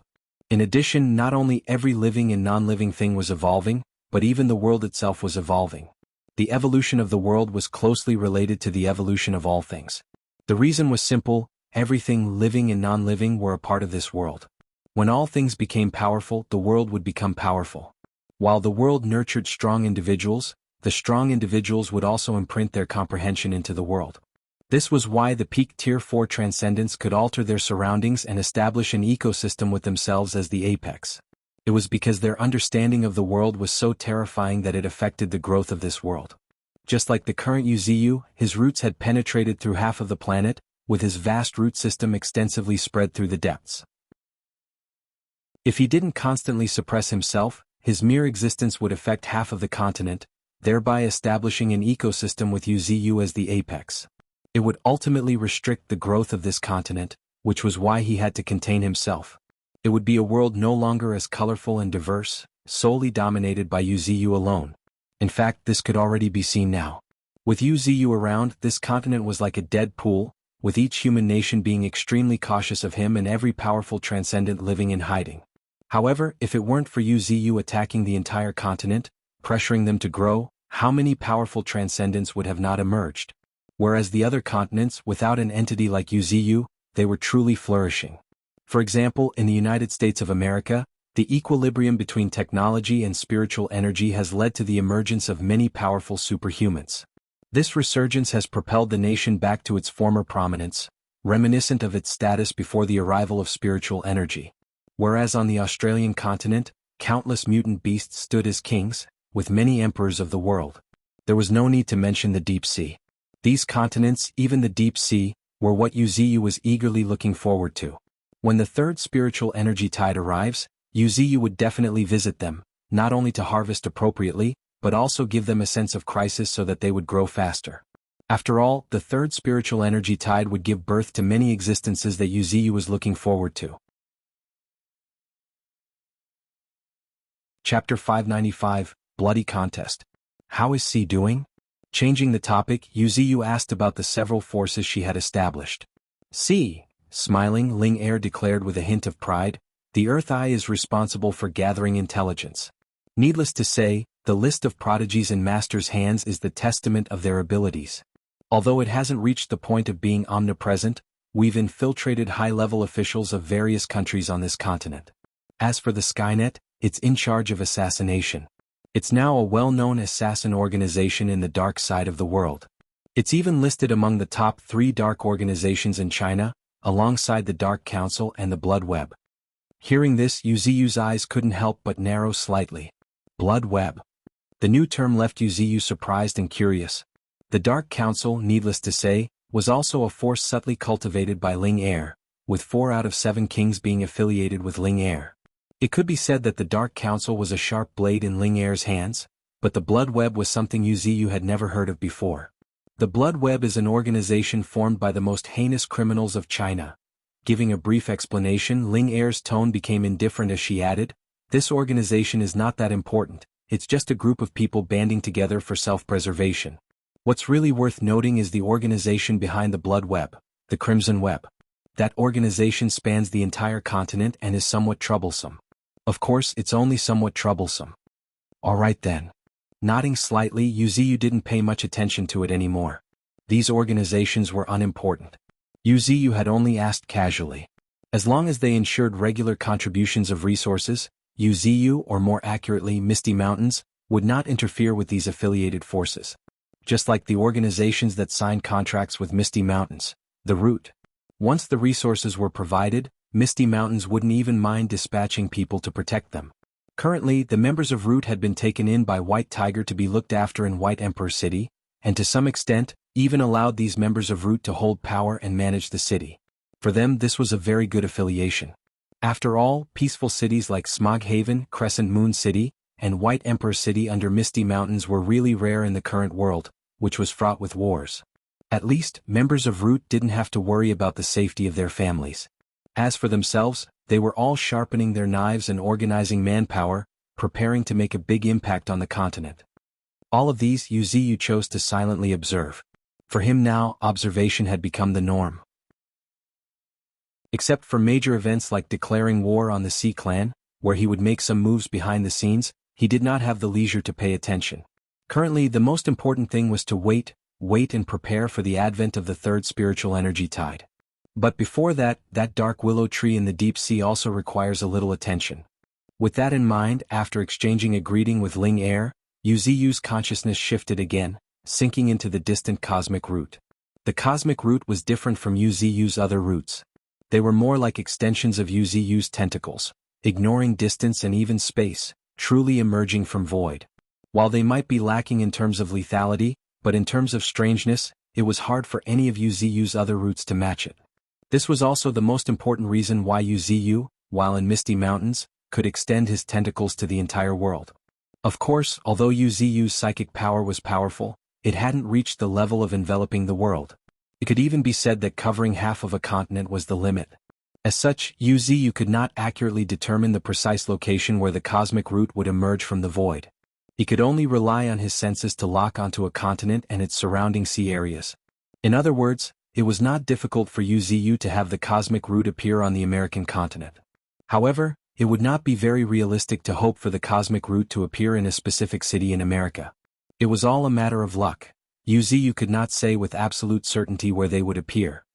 At this moment, as his consciousness shifted, his consciousness once again descended into the unfathomable depths of the sea. However, before he could switch to the perspective of the cosmic root, a strong smell of blood assailed his senses. When he finally looked through the perspective, he saw the sea around him completely dyed red with blood, and grotesque and spiky monsters roaring and fighting with each other. Suddenly, a thunderous roar shook the deep sea before Yuziyu witnessed a monstrous creature, resembling an octopus but covered in spikes, tear an enormous turtle half its size in an instant not far away. That's some ridiculous strength. Yuziyu couldn't help but heave a long, deep sigh, looking at this sea creature resembling an octopus with narrowed eyes. It was huge, really huge. Just its tentacles were hundreds of meters long, each covered in menacing spikes. Every time it whipped its tentacles, it would leave other grotesque sea beasts mangled and mutilated, if not instantly split in half. And there happened to be 7 to 8 sea beasts that were this strong. Yuziyu couldn't help but hum in admiration looking at these sea beasts whose combat power was comparable to that of Tier 3 kings, with some even not inferior to Tier 3 sovereigns. This was the Sea Beast clan, the most ferocious and terrifying race in the sea. If it weren't for their low intelligence, other sea clans and even other mutant sea creatures would find it difficult to compete with them. Now, these humongous sea beasts were engaged in bloody slaughter because of a giant tree rooted in the reefs. The carcasses had piled up like mountains. Yuziyu even witnessed many severely injured sea beasts dragging their mangled bodies towards the dark willow tree. But, unfortunately, before they could even arrive in the vicinity of the dark willow tree, each of the red-eyed gigantic sea beasts would tear them to shreds in an instant. What kind of magic does the dark willow tree, or rather the sea beast king, possess to drive them so crazy? Staring blankly, Yuziyu fell into contemplation. Before, it was just speculation, but now, after witnessing this horrific sight, Yuziyu found it inexplicably strange. Could it be that these sea beasts, without even intelligence, still know how to protect the sea beast king? However, looking at the faces of these sea beasts, full of madness and greed, Yuziyu dismissed this speculation. This is definitely not protection. seems more like a struggle. A struggle that is 100 times more insane than fighting for food. Chapter 596, Mermaid Queen? At this moment Yu's eyes narrowed. He seemed to have noticed something. The next moment, a golden streak of light spanning across a wide distance entered his sight, rushing towards the dark willow tree's location at high speed along the ocean currents. What's that? Yu focused his gaze further, whereupon he finally found the source of the golden streak of light, a golden-haired girl. She was not just any girl. She was extremely beautiful, so beautiful that she appeared out of this world. She exuded an air of etherealness as if she had stepped out of myths and legends. After a closer look, Yu was surprised to find that this girl was not human. Following her elegant and seductive figure, Yu noticed that below her slender waist, instead of a pair of human legs, there was a fish tail adorned with golden scales. A mermaid, muttering to himself, Yu gazed at the girl with an extra hint of fascination. Mermaids had been around since myths and legends. And after the emergence of the 7 sea clans, humanity had truly confirmed the existence of these peculiar creatures. According to the legends, mermaids were an elegant and beautiful race. Just by appearance alone they far surpassed humans. They were so beautiful that if a person with a weak will were to lay eyes on them just even once, they would get completely infatuated with them. This did not mean that it was only true for ordinary humans. Even powerful humans were susceptible to their charms, simply because the beauty of mermaids possessed a kind of magic.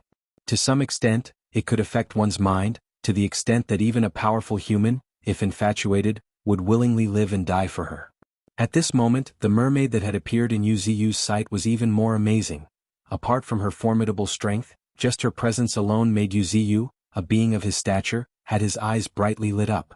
For a moment, Yu couldn't muster any aversion towards her.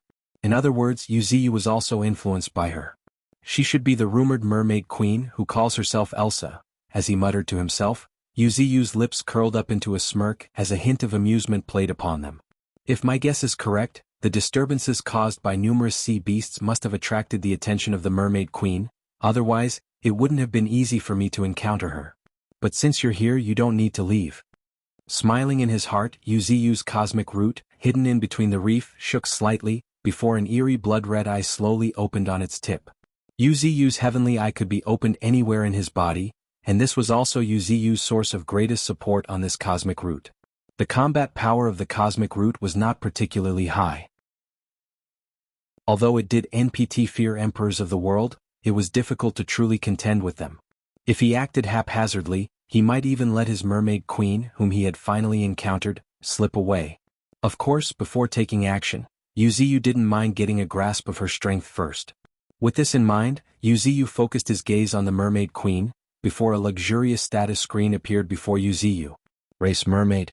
Tier 3 Emperor of the world, innate talent, mermaid song. With her enchanting voice, she sings melodies of unparalleled beauty that possess the power to pierce through one's body and reach directly into one's soul. This ethereal gift not only serves as a means of attack but also grants her the ability to defend herself. Unique abilities: mermaid's tears. Her tears can dispel most curses and toxins and can also heal injuries. Mermaid's tail. Her seemingly beautiful tail is the most terrifying weapon of a mermaid. Even a light tap can unleash tremendous force, equivalent to tens of thousands of tons.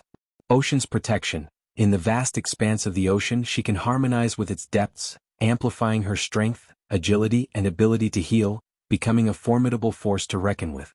Death melody. By playing a melody with the death's will, she can strangle all sinful souls.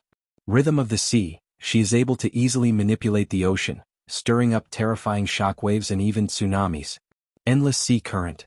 Erupting with spiritual energy, she can create tornado-like swirling currents that can devour everything in their path. After taking a deep look, Yu couldn't help but admire. It truly lived up to the status screen of an emperor of the world, and it wasn't just simply luxurious. There was still more to it. However, now was obviously not the time to continue examining the status screen of the mermaid queen, because the mermaid queen suddenly halted and started vigilantly scanning her surroundings, furrowing her brow, as if she had sensed Yu's investigation. She was seized by a palpable fear, as though under the scrutiny of an ancient behemoth, freezing her body. Fear-dread. Emotions she had never experienced before overwhelmed her mind and soul. How is this possible? The mermaid queen gritted her silver-white teeth in disbelief. She couldn't accept that there was such a formidable presence in the depths of the sea. It was simply too unbelievable for her. After all, mere people were most adept at perception. If there was really such a formidable being here, the ocean would have informed her first. After all, the mere people were children of the sea. However, just then, seemingly sensing the tension of the mermaid queen, a playful voice reverberated in the depths of the sea. "Nice to meet you for the first time, Mermaid Queen Elsa." "Ah." The mermaid queen's expression instantly stiffened, and she couldn't help but tightly clench her fists. After a moment, suppressing the nervousness in her heart, the mermaid queen forced herself to appear calm and asked, "Who are you?" At the drop of this question, the mermaid queen immediately spread her senses, searching everything around her. Where exactly is he?" Unable to find Wuxia, the mermaid queen grew increasingly restless. At some point, her spiritual energy started boiling. For a moment, one could see golden flames igniting around the mermaid queen. At the same time, centered around the mermaid queen, a vast fluctuation spread out in all directions. It seemed like a call for help. Except, before this fluctuation could fully spread, boom, followed by a deafening boom, the mermaid queen's figure fiercely shook. Right at this very moment, a blood-red eye occupied her field of vision, continuously enlarging, much to her shock. Boom, with another thunderous roar, an overwhelmingly potent psychic force coalesced into countless spikes, hurtling toward the mermaid queen with menacing speed. What's going on? Filled with incredulity, the mermaid queen, Elsa, clutched her head and let out a piercing scream. How can there be this kind of psychic power? How can it be stronger than mine? However, just then, as if realizing something, an unbelievable scream tore through the darkness of the sea. "You're not a tier 3?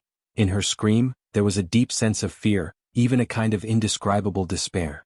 Not a tier 3, these terrifying words inflicted instant devastation upon her. One could imagine what did that mean. However, before the mermaid queen could say anything else, 9 realms of heaven. Amidst a deep and resonant shout, whirlpools suddenly manifested in front of the mermaid queen, Elsa, in succession. Just as these whirlpools of different colors appeared, a terrifying suction force emanated from them.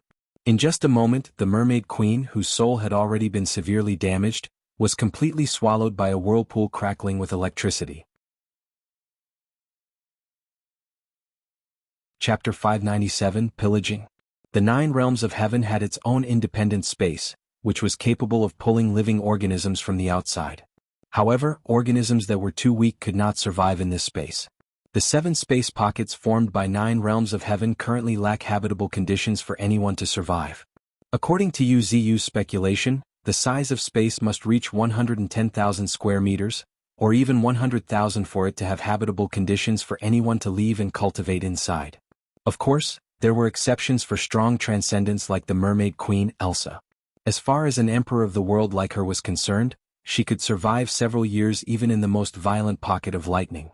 Even if she couldn't survive, Wuxia could care less about it. Compared to her survival, Wuxia found observing this bloody feast more important. Increasingly enraged roars echoed as one sea beast after another churned up the deep sea. However, at this moment something caught Wuxia's attention.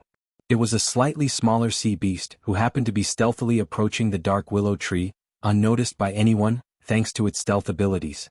Crunch! Opening its gaping maws, it fiercely bit off a piece of the dark willow tree's root, and swallowed it right away. However, just as it bit off a piece of the dark willow tree's roots, Wuxia's eyes couldn't help but narrow slightly.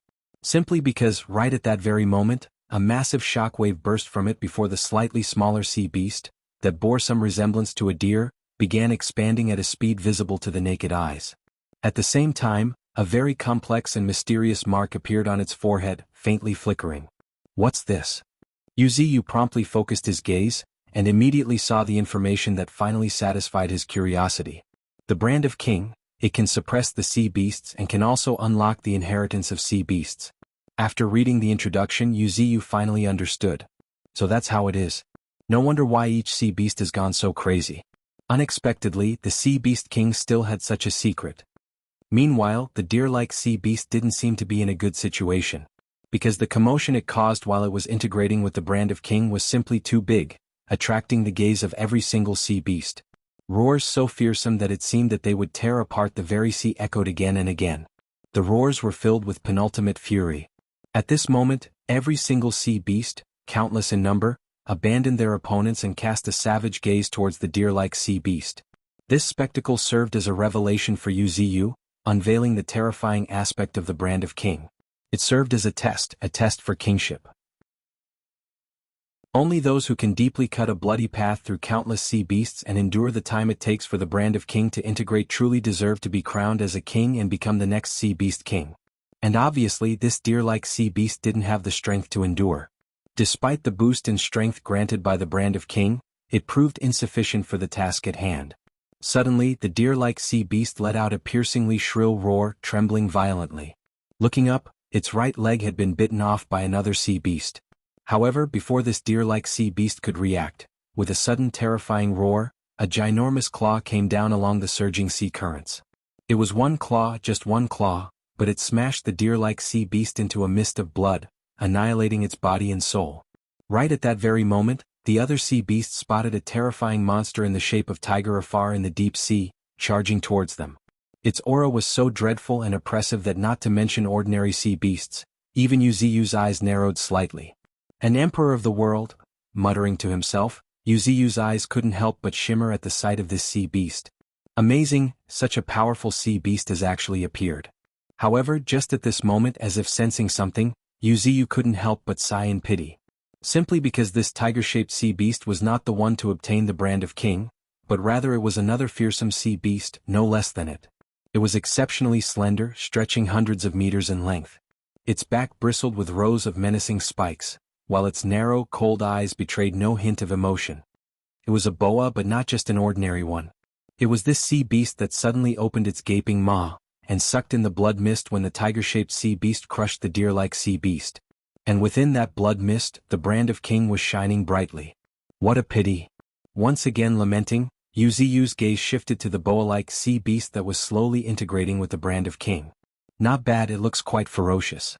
With the blessing of the brand of king, its body was continuously growing larger. At the same time, the essence of blood and flesh began to emerge from the blood and mountains of carcasses floating in the deep sea, all pouring towards the bow-like sea beast. However, at this moment, a fearsome roar echoed as the tiger-shaped sea beast, as well as the other terrifying sea beasts in the vicinity, cast a cold and murderous gaze at the boa-like sea beast. At the same time, spine-chilling killing intent erupted from them while their spiritual energy surged. Except, before these sea beasts could truly make a move, a shout resounded through the deep sea, 9 realms of heaven. Followed by this deep and resonant shout, whirlpools of different colors manifested around the boa-like sea beast one after another. Among these whirlpools, a terrifying suction erupted from the green whirlpool that exuded a rich vitality. Hiss, hiss. The boa-like sea beast let out terrifying hisses as it erupted with a terrifying strength, deeply resisting this suction. Right at that very moment, the dark willow tree on the reef trembled violently, and a terrifying moment slowly erupted from it, as if it revived. Kill! With a deep and resonant shout, Wuxia controlled the dark willow tree to launch a lightning-fast attack using his psychic power. With thunderous momentum, countless branches of the dark willow tree converged into one, shooting towards the boa-like sea beast. Boom! The thunderous impact from the branches caused the boa-like sea beast to lose its footing. And in that very moment, the suction also intensified. Visibly, the boa-like sea beast was gradually being swallowed up by the deep green whirlpool. Ruhar! Roaring in anger, the tiger-shaped sea beast finally reacted and rushed out fiercely. However, just as it was about to approach, the dark willow tree flew up and blocked its path. One after another, the branches assailed the tiger-shaped sea beast like a storm, stirring up the depths of the sea, steadfastly resisting its pounce. On the other side, the roots of the dark willow tree turned into pythons, fiercely attacking other sea beasts attempting to approach the boa-like sea beast. However, this battle did not last long. Just as the boa-like sea beast was completely swallowed by the green whirlpool, a purplish root suddenly emerged out of thin air, entwined around the dark willow tree, before disappearing completely from the sea. Chapter 598 Return? Late at night. Once again regaining consciousness in his original body, Wuxia felt a trace of fatigue. Engaging in battle while remotely controlling the dark willow tree for the first time, facing off against an emperor of the world and several sovereigns, proved to be an overwhelming ordeal for Wuxia. Fortunately, I managed to hold up. More importantly, the entire deep sea would be thrown into chaos because of this, right? Muttering to himself, Yuziyu looked towards the direction of the ocean with a hint of amusement. The sudden disappearance of the mermaid queen, and the sudden clash of countless sea beasts in one place, with the deep sea dyed red for kilometers, was enough to shake a good half of the ocean. Unfortunately, since Yuziyu chose not to declare, no one would be any the wiser. And Yuziyu considered it a sort of petty revenge. Satisfied with tonight's gains, a smile played upon Yuziyu's lips. At this moment, Yuziyu shifted his gaze, looking at a gray murky space. Inside the space, dark and dense clouds, seemingly trying to crush the entire world, continuously gathered, with bolts of lightning tearing through the sky, one after another. In a corner of this pocket of lightning, a disheveled young girl, bleeding from the corner of her mouth, lay on the ground, her dim eyes occasionally looking towards the sky, filled with confusion and doubt. She could not understand. She was finding it really hard to understand when the seas gave birth to a Tier 4. Adding more to her dread, the Tier 4 Transcendent was hiding in the shadows all this while. Crackle. Suddenly, another lightning bolt tore through the space, illuminating the pale face of this petite figure. Upon closer inspection, one would notice that her golden fishtail was mutilated and bleeding from multiple places. Clearly she, who was already seriously injured, was not faring well in the pocket of lightning. However, at this moment, Yuziyu noticed quite a few crystal-like droplets on the ground, shining brightly. What's this? Squinting his eyes, Yuziyu's cosmic root silently brought out these crystal-like droplets from the pocket of lightning.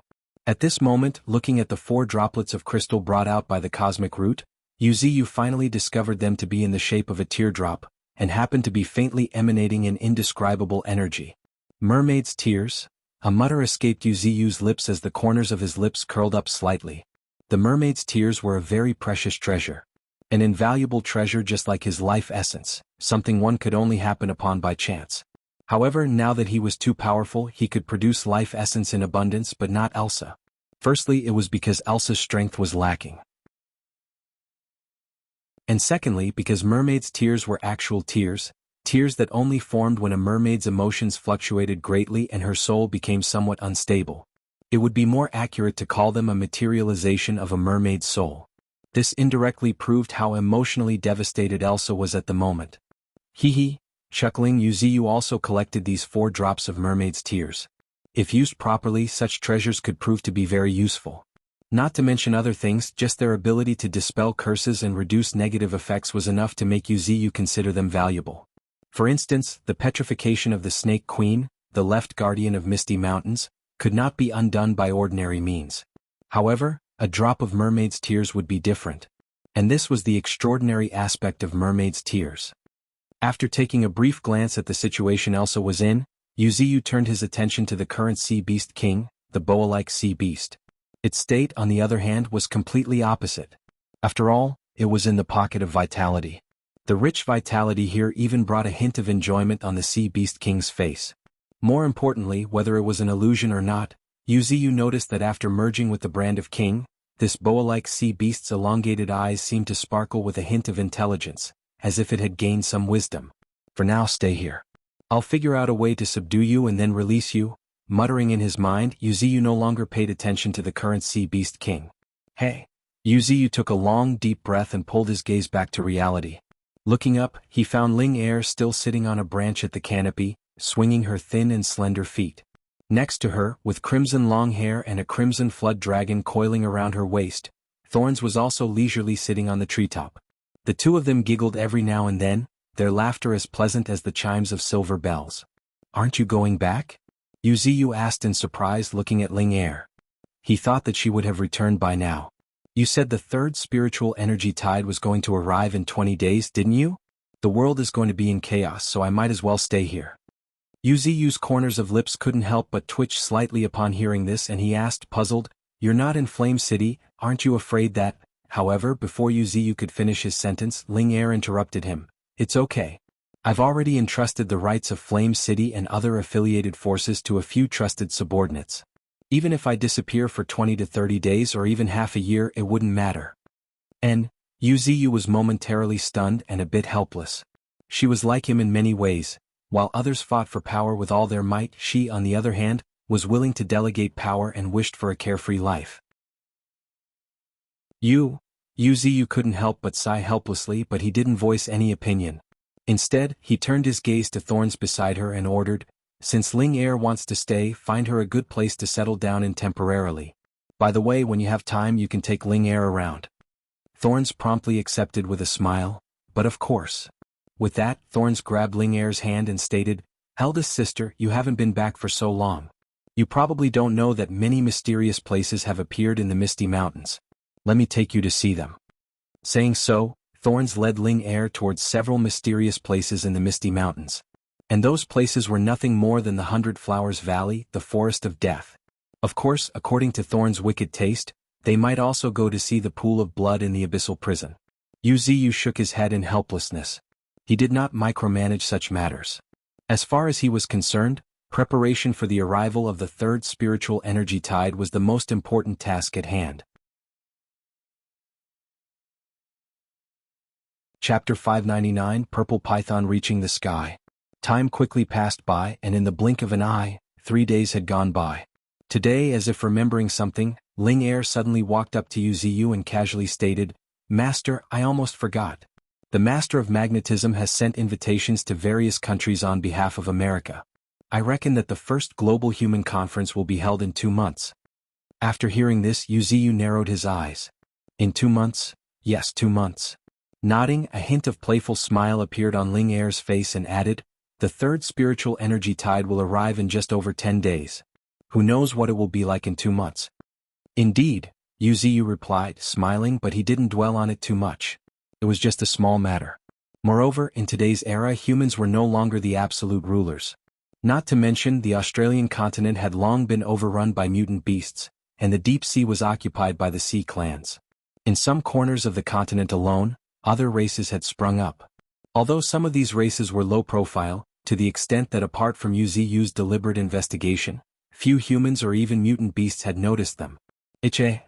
Taking a deep breath to calm his chaotic thoughts, Yuziyu extended his gaze towards the void. Visible to the naked eye, a 9-colored nebula resembling a starry sky was flickering at the end of the void. However, even though he could see it, Yuziyu couldn't reach it. The 9-colored nebula was too far away from him, so far that Yuziyu could only look at it from afar. Apart from occasionally guiding some of the stellar energy to Misty Mountains with the help of the cosmic root, Yuziyu was powerless.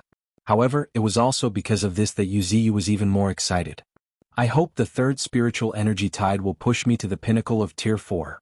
Muttering to himself, Yuziyu gazed at the 9-colored nebula at the end of the space, his eyes flickering incessantly.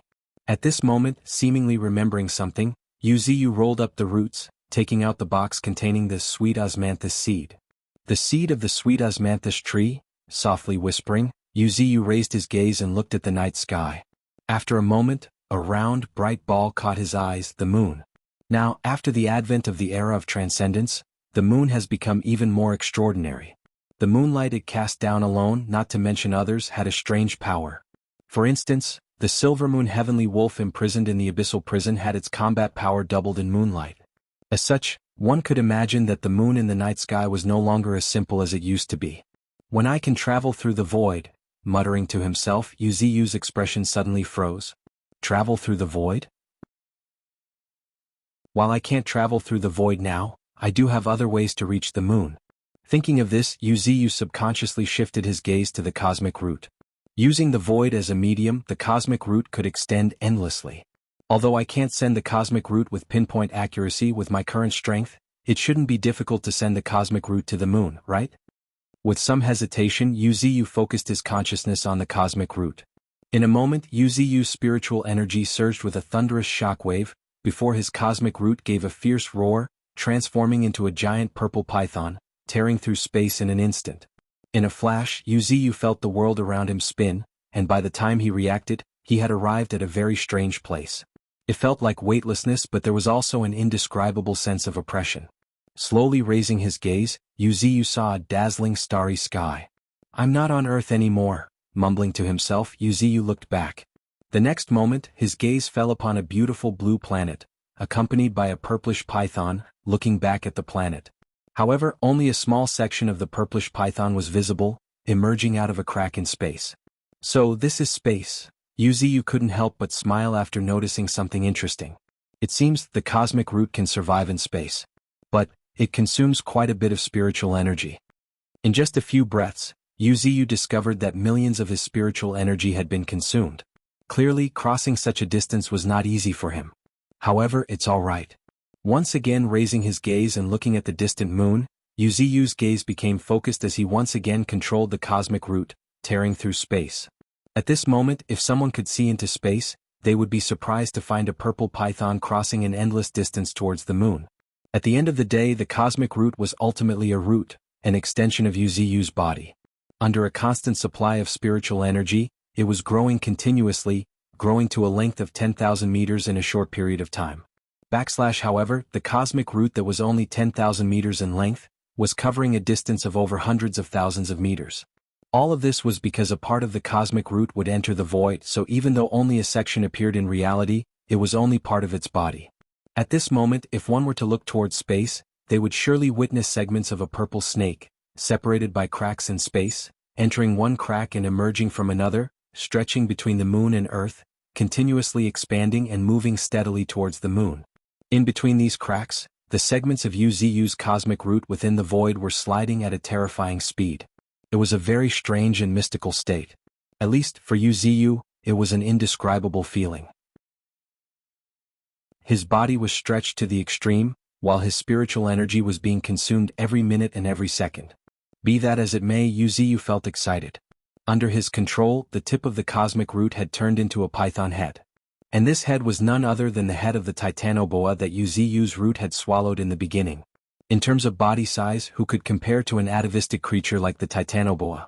Using his innate talent, absolute evolution, Yuziyu simulated the body of the titanoboa with his cosmic root, truly extending it infinitely. The titanoboa's innate talent was growing its body endlessly. Now, Yuziyu had truly transformed into a purple python that was really towards the sky, heading straight towards the moon. What is that? Oh my God! Is this a joke? Cries of shock and surprise erupted around the world as humans throughout the world witnessed a long and slender figure, resembling a python, rushing towards the body. Its body appeared and disappeared intermittently, but everyone could vaguely see that this python was advancing at a terrifying speed. How's this possible? In disbelief, countless humans looked at each other. Chapter 600: Shocking the World. Tier 4 Transcendent? Just as the world erupted in shock, the sky-reaching python let out a thunderous hiss, seemingly in response to the outcry. Its hiss shook heaven, echoing in the silence. While no sound could be heard, every human and even mutant beast gazing at the night sky seemed to hear the earth-shattering hiss of the purple python. It was a hiss from the depths of the soul. And it was, to date, the most terrifying hiss heard by countless humans and even mutant beasts. Ignoring the distance, ignoring the space, it echoed in the depths of everyone's soul. For a moment, countless humans and even mutant beasts turned pale. At the capital of China, Beijing, the figure sitting on the highest seat, the president of China, cast an unbelievable gaze at the spectacular sight in the depths of the night sky. When did the mutant serpent clan produce such a terrifying powerhouse? Disbelief flashed in his eyes as he involuntarily clenched his fists. Even in the previous era, traveling in space with their physical body was considered an extraordinary feat, and those who could do it were at least at the peak of Tier 4 if not Tier 5. But isn't the only Tier 4 transcendent known to the public the tree monster? Taking a long deep breath, the president of China suppressed the rising tension in his heart, knowing full well that a huge problem was brewing. So huge that he had to admit this world had truly gone beyond his grasp. Meanwhile, just like humans were completely rattled, even the peak powerhouses among mutant beasts were also dumbstruck by this sight. Screech. With a resounding cry that echoed through the sky, the demonic phoenix, the second monstrosity, spread her wings and looked towards the depths of the night sky, an incredulous expression blanketing her face. Do we still have such a strong powerhouse among us, mutant beasts? The demonic phoenix couldn't help but gasp in shock, finding it hard to believe.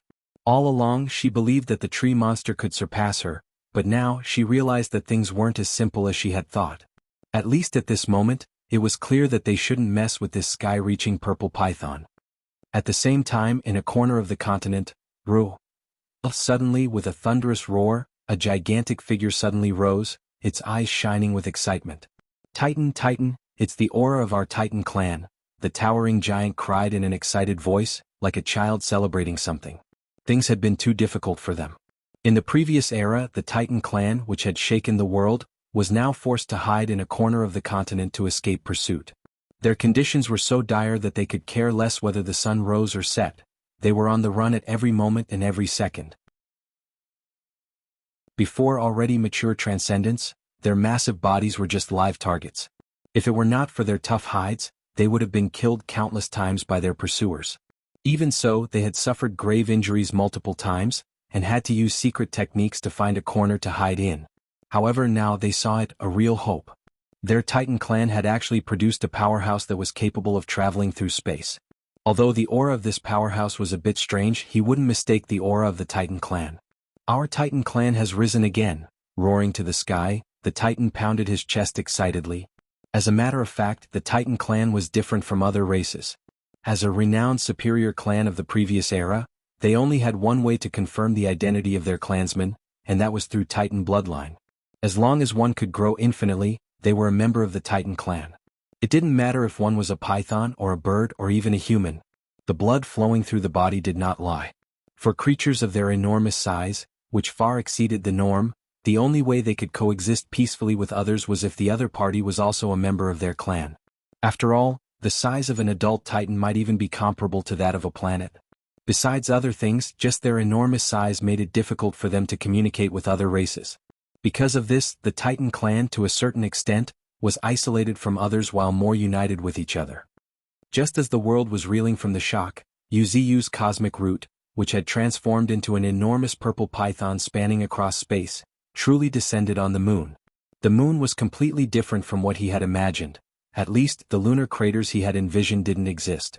Instead, a visible icy cold spiritual energy shrouded the surface and the sky, resembling a mist, with an inexplicable energy surging through the moon's atmosphere. What a pity! Wuxia couldn't help but heave a sigh, feeling helpless.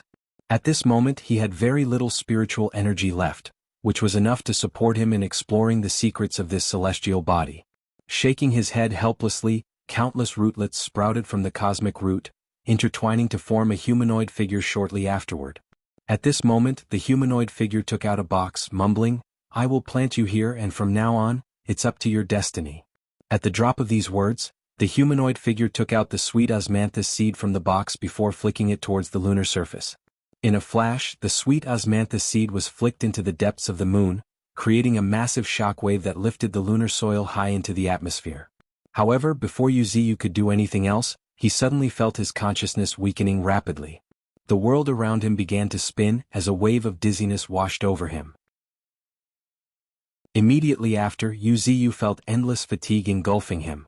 Damn it, I overestimated myself. In a rare moment of surprise, Wuxia's consciousness had already fallen into darkness. It was the third day the enormous purple python was seen traveling through space. During these 3 days the entire world was horribly shaken. The appearance of a suspected Tier 4 transcendent was a real shock to humans and mutant beasts alike, to the point that they were feeling dizzy. However, just at this moment, another piece of news shook the world. The mermaid queen Elsa of the deep sea had disappeared. Adding to the shock, thousands upon thousands of powerful sea beasts were discovered locked in deadly combat, slaughtering each other without mercy. What did this mean? It did not need much explanation. Except for the unfathomable Tier 4 transcendent, it was difficult for other powerhouses to imagine anyone else with the means to abduct the mermaid queen, an emperor of the world, without anyone noticing, and even cause thousands upon thousands of powerful sea beasts to slaughter each other. Some said it was the tree monster's doing. However, upon further consideration, everyone dismissed this speculation, recognizing that the tree monster had always remained within Misty Mountains. Furthermore, considering its nature as a plant, it seemed implausible for it to move. Moreover, despite the mysterious means of the tree monster, everyone believed that it did not have the ability to bewitch thousands of sea beasts into killing each other. Considering all this, the suspicion of the tree monster's involvement was greatly reduced. With the tree monster out of the equation, everyone was left with 2 possibilities. First, a sky-reaching purple python had appeared, and second, another Tier 4 transcendent had been lurking in the shadows. However, no matter which possibility it was not good news for the Sea Clan or humans and even most mutant beasts. simply because the mere knowledge of such a terrifying entity lurking in the shadows haunted everyone's nightmares.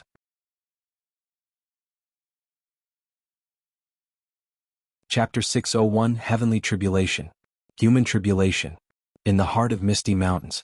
I've slept for 3 days straight, a slightly startled Yuziyu muttering to himself, gazing over the mutant beasts who were looking at him with concern. Yes. Nodding, the nearby Ling heir hurried over, complaining a little, Master, you pushed yourself too hard. Depleting nearly all your spiritual energy at your level is really too much. After a momentary stupefaction, an awkward and embarrassed chuckle escaped Yuziyu's lips. Indeed, consuming 80 to 90% of 60 million spiritual energy is really too terrifying. Fortunately, I successfully managed to reach the moon and plant the sweet osmanthus seed on it using the cosmic root as a medium, and simulating the infinite growth of the titanoboa. Now, slowly raising his gaze slowly, Yuziyu looked at the bright moon hanging in the night sky. He could faintly feel an intermittent breath from the moon. That was the breath of the sweet osmanthus tree. Needless to say, he had left behind certain safeguards. Having paid such a great price, how could Yuziyu possibly let the sweet osmanthus tree leave his control? After all, the sweet osmanthus seed had a certain possibility of being connected to the legendary heaven and earth spiritual tree, the sweet osmanthus tree. It was a precious existence that was no less than the marvelous five-colored spirit flower of heaven and earth aurora. So, given Yuziyu's character, he would naturally leave behind various safeguards. Not to mention the fact that Yuziyu had soaked it in his life essence, imbuing his aura into it. Just the blood covenant alone was more than enough to firmly bound this spirit tree.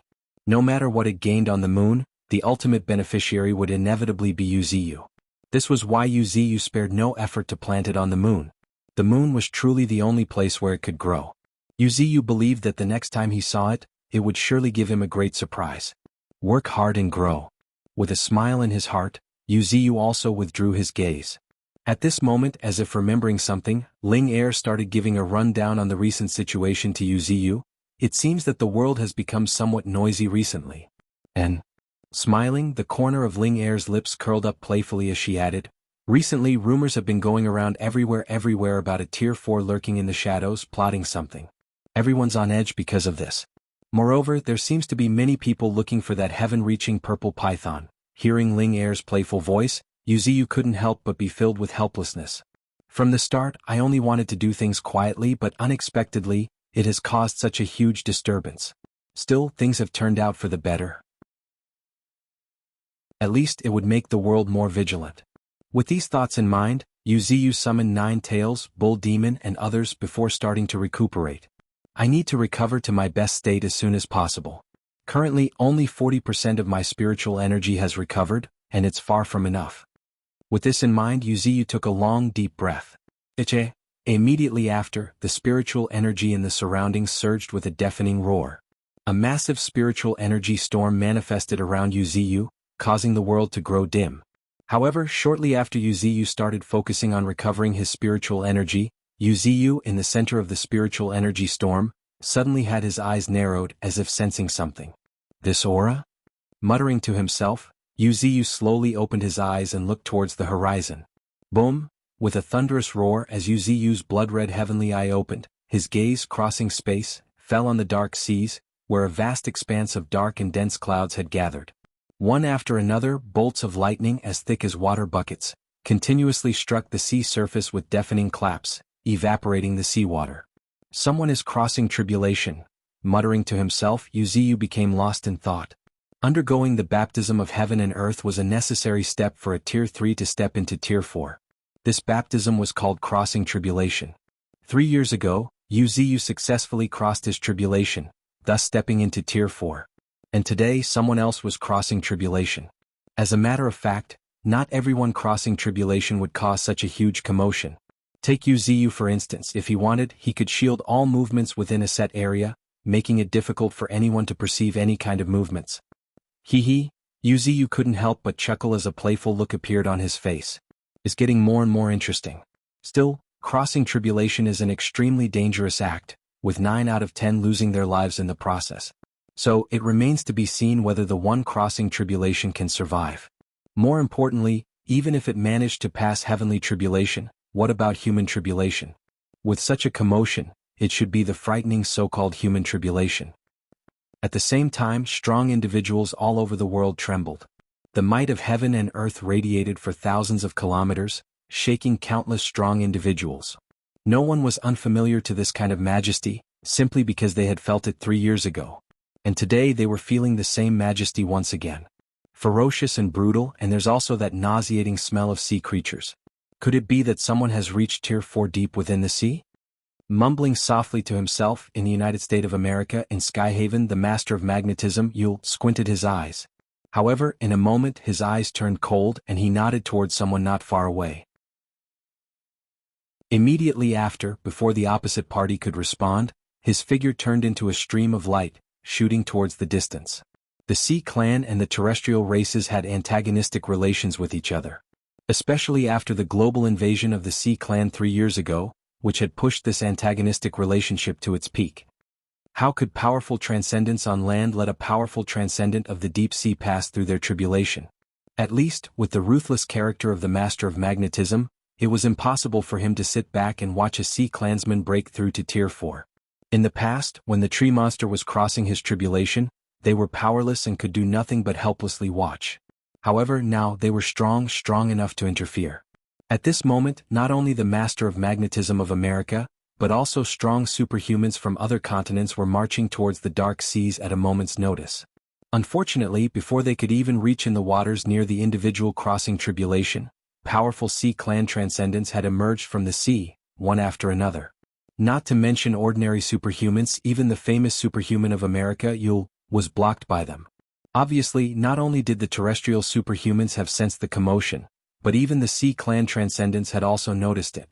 In my name, authorize the activation of nuclear weapons. In a deep and cold voice, Yule, who was forced to retreat, issued the first order. And at the same time, deep within China, the president of China, after pondering for a long time, gave his permission with a slight nod. Activate the spiritual energy railgun, stop it from breaking through at all cost. Ashish, sweet osmanthus is associated with the legendary Wu Gang, who was as known for endlessly cutting down a self-healing osmanthus tree on the moon, a divine punishment which has led to his description as the Chinese Sisyphus. Chapter 602, Tens of Thousands of Nuclear Weapons. A perfect curtain call. Ruhar. A thunderous roar suddenly erupted in the depths of the sea before a 300 meters flood dragon leaped out of the sea. Ruhar, with another thunderous roar, this flood dragon king looked towards the dark sky with solemnity. Right at this moment, deafening rumbles of thunder gradually resounded, seemingly responding to the roar. At the same time, a storm started blowing over the entire sea surface. And thousands of meters above, black tribulation clouds became even darker and denser, giving the impression as if they were about to crush the entire sea. Come, come. Amidst consecutive roars, the flood dragon raised its neck and gave out another deafening roar before its figure turned into a shooting arrow, shooting towards the tribulation clouds in the sky. Meanwhile, in the tribulation clouds, the vortex of thunderclouds the size of a well, suddenly spat a bolt of lightning, directly striking the flood dragon. Boom! With a deafening clap, the flood dragon was engulfed by lightning. At this moment, if one took a closer look at the flood dragon, they would discover that its body was scorched black. Come. I will definitely break through to Tier 4. Amidst an increasingly excited roar, the flood dragon's spiritual energy surged. Visible to the naked eye, the black scales covering its entire body suddenly became slanted, making the flood dragon appear even more ferocious and aggressive. However, it was precisely this offensive stance that made its aura even more terrifying. Ruhar. With a resounding dragon roar, the flood dragon soared into the sky. One thunderbolt after another fell upon it, but it remained undaunted. It kept moving forward relentlessly. However, witnessing its scales falling off and blood flying through the air, the surrounding sea kings could not help but reluctantly look away. Big brother, hold on. Old sixth sister has been abducted. Now you are our only hope. Hearing these shouts, the flood dragon under the tribulation clouds became even more aggressive. Ruhar. The flood dragon king let out a roar so powerful that it even shook the sky before his body began to transform. Visible to the naked eye, electric arcs streaked around his body, like he was receiving a baptism. His scales slowly grew harder bit by bit. And from his head, strange things like horns slowly grew. At the same time, the Flood Dragon's terrifying 300 meters long body lengthened once again. Dragon Clan Secret Technique. Dragonization. A secret technique that allows a flood dragon to reshape its body using the power of the lightning tribulation, transforming from a flood dragon to a true dragon. The dragonization was a secret technique of the Flood Dragon clan. It was even more famous in the previous era simply because, thanks to this secret technique, though the lightning tribulation remained just as hard as before, it became a huge opportunity for the creatures with Flood Dragon bloodline. Furthermore, the Flood Dragon had even had a strange encounter in the Dark Seas, thanks to which his foundation was pretty solid. As such, this lightning tribulation was nothing but a huge opportunity for him. I am the Flood Dragon King. With a thunderous roar, a dreadful aura soared into the sky, before the Flood Dragon's figure rushed straight towards the tribulation clouds, giving the impression of a flood dragon emerging from the abyss. Shortly afterward, with a thunderous clap, a massive shockwave spread through the sky, dispersing the clouds. At the same time, the first light of dawn appeared on the horizon. The tribulation seemed to have ended. Except, a 300 meters flood dragon was slowly coiling in the sky, seemingly digesting his recent breakthrough. He did it. Big Brother has broken through. Haha, the time for our Sea clan to rise has finally come.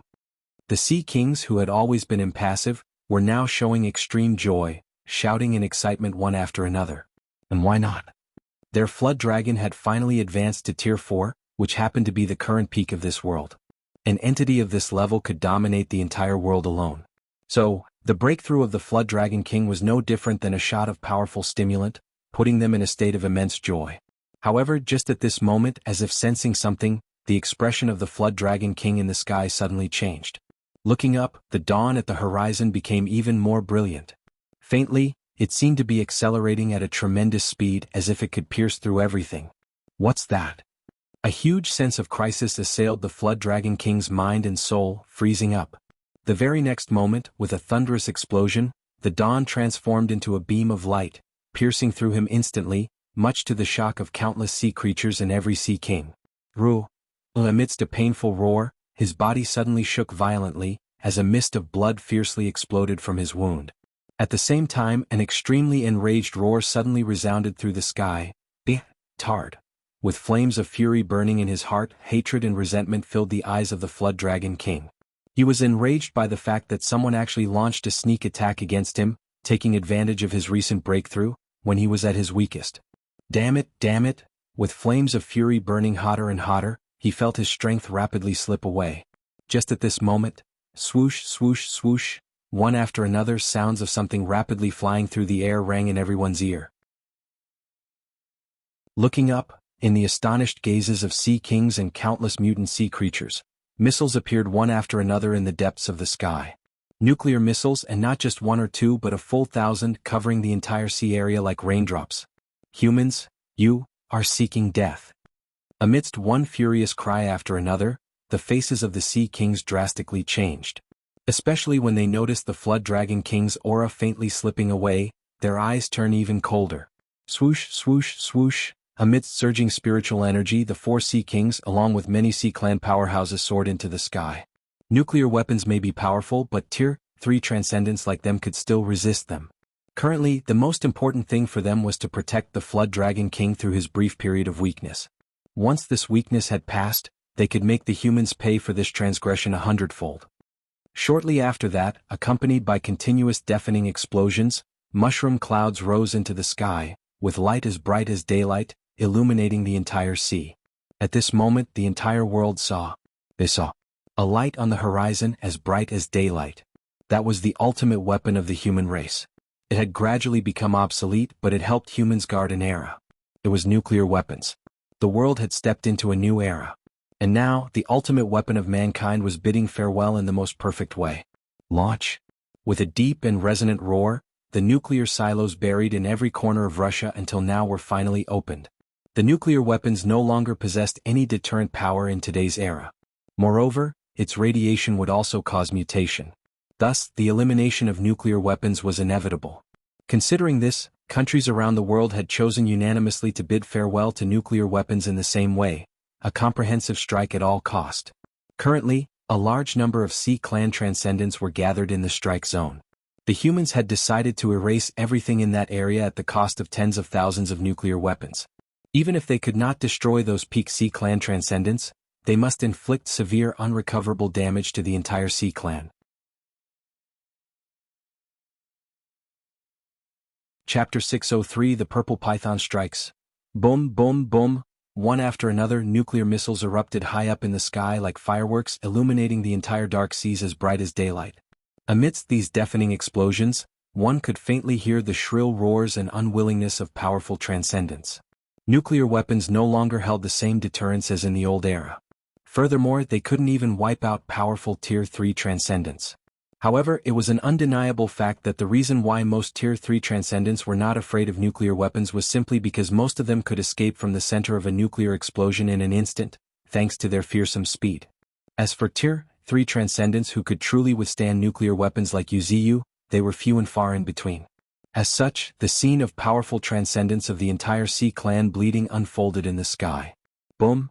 Suddenly, a fishman transcendent was finally engulfed in by a thunderous nuclear explosion. Ruhar. Amidst an unwilling roar, its body gradually started collapsing. Soon, bit by bit, the octopus-headed fishman was completely annihilated in the nuclear explosion. Beside it, spiritual energy surged as sea kings erected a spiritual field one after another. Immediately afterward, electric arcs streaked across the sky as a massive shield, resembling an inverted glass bowl, appeared. To be more precise, it was the materialization of the spiritual field. Except, these things happened to be already irrelevant at this moment. Looking up at the sky, where countless nuclear missiles were falling endlessly, the Sea Kings could not help but have their expression drastically turn for the worse. Sea Kings were indeed extremely powerful. As the emperors of the world, they could safeguard themselves even if 1,000 nuclear missiles rained down on them. However, the problem was they had no choice but to resist them head-on in order to protect their big brother. They had to resist the ultimate weapon of mankind, nuclear weapons, head-on. While they could resist 10 and just maybe 100, but were there only 100 nuclear missiles coming at them? Gazing stiffly at the sky, the faces of Sea Kings became extremely ugly.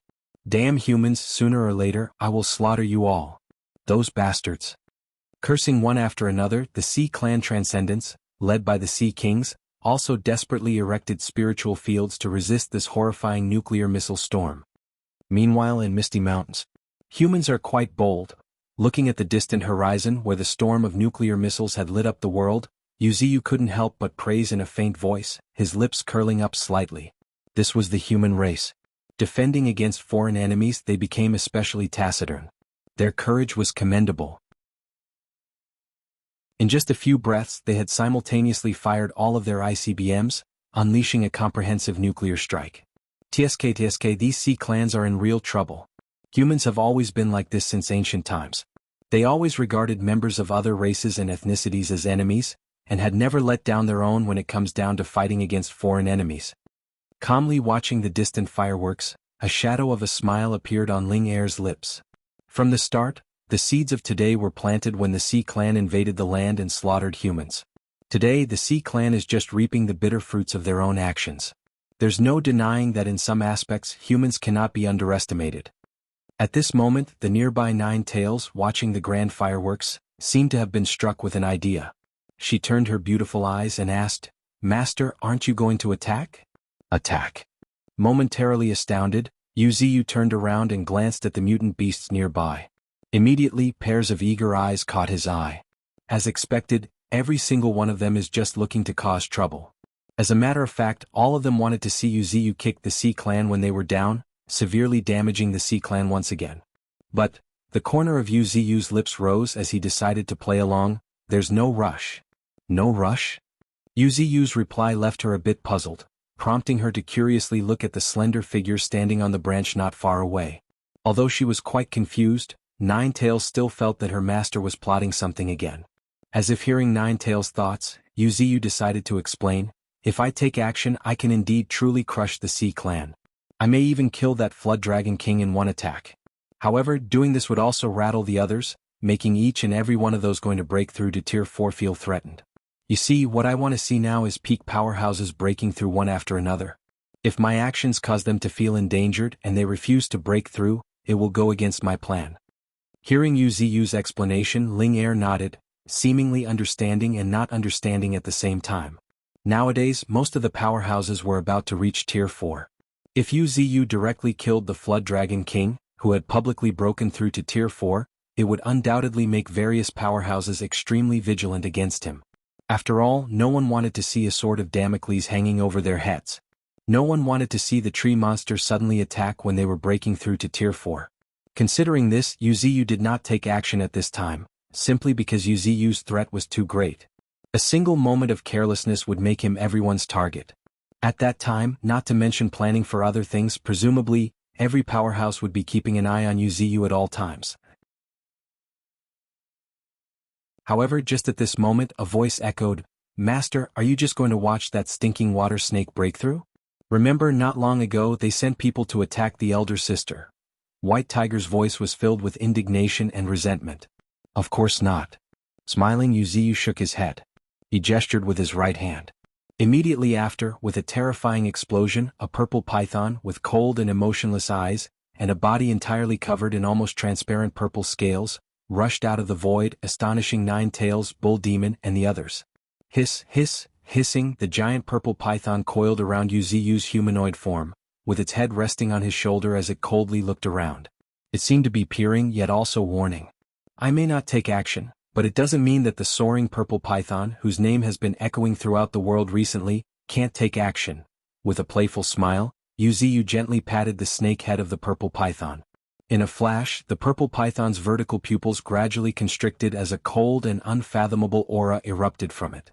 At this moment, the purple python that had just emerged from the void, had most of its body still within the void, unleashed a terrifying level of bloodlust. The surrounding mutant beasts felt as if their bodies no longer belonged to them. The unimaginable pressure radiating from the purple python seemed to be eroding their very soul.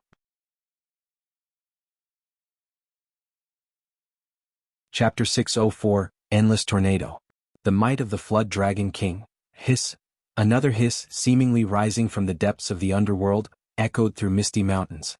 Immediately after, much to the astonishment of various mutant beasts, a hint of purple emerged before surging across the sky with a sudden roar. Upon closer inspection, it turned out to be a purple python as thick as a bucket, growing longer and longer. In just a few breaths, it had reached a length of 100 meters, slithering towards the horizon. Its winding movements even caused ripples in space. The next moment, as ripples spread, the purple python suddenly entered the void and disappeared. However, if one were to look at a spot not far away from Wuxia at this moment, they would definitely discover a section of a purple tail, growing thicker and faster as it surged out of the crack in the void. Obviously, the purple python was growing continuously in the unseen depths of the void, which was invisible to ordinary people. Using the void, it was rushing towards the dark seas at a terrifying speed. "Master, is this what you mean by not taking action?" White Tiger couldn't help but gulp as his expression froze in stupefaction. "God damn it, isn't this your route? What's the difference between you taking action and not?" Compared to Wuxia's taking action overtly and directly, White Tiger found this approach even more terrifying, several times over. It was because, when this purple python released its bloodlust, White Tiger felt a chill climbing up his feet, gripping his body and soul. It was terrifying, unspeakably so. He felt as if a vicious creature was emerging from the depths of the underworld, its aura overwhelming, its bloodlust chilling. At this moment, seemingly having heard White Tiger's question, Wuxia's corners of lips rose into a smile as he asked back, "Did you see me take action?" "Ah." White Tiger was momentarily stunned, seemingly at a loss. However, after a moment, looking at the purple tail still surging out of the crack, the corner of White Tiger's mouth twitched, thinking to himself, "So obvious, yet still playing it cool." Thinking this, White Tiger stated straightforwardly, "Isn't the purple python heading towards the dark seas formed from your route? You said it's the purple python. How could it be me taking action?" Listening to Wuxia's explanation, White Tiger's face stiffened once again. He couldn't come up with any retort, simply because he saw his companions looking at him with playful gazes. White Tiger couldn't help but stutter, looking bewildered. Just at this moment, seemingly perceiving White Tiger's confusion, the nearby Ling heir explained with a smile, "Whether we know its master taking action or not is beside the point. What's important is that others don't know. Just now, when you saw that purple python, not to mention its appearance, even its aura was distinctly different. If Master doesn't say anything, even if the purple python is in front of us, we won't be able to tell, right? Ah. Momentarily stunned, White Tiger kept blinking. That seems to be the case. Feeling helpless, Yuziyu couldn't help but shake his head. When it comes to fighting he is passable, but why is it that when it comes to thinking he can't get his head around such basic matters? Hey. Heaving a sigh, Yuziyu no longer paid attention to Misty Mountains. With the 9 great beasts and even Ling Air protecting it, Yuziyu believed Misty Mountains should be safe. Currently he was more concerned about controlling the soaring purple python to attack that Flood Dragon King. After all, Yuziyu's spiritual energy and even psychic power had not yet recovered fully, only reaching about 30 to 40% of their peak. As such, Yuziyu was not sure how much of his strength he could display while controlling the soaring purple python, which had transformed from his cosmic root to fight at such a long distance. Perhaps only about 20 to 30% of his peak state? Whether he could slay the Flood Dragon King was still to be seen.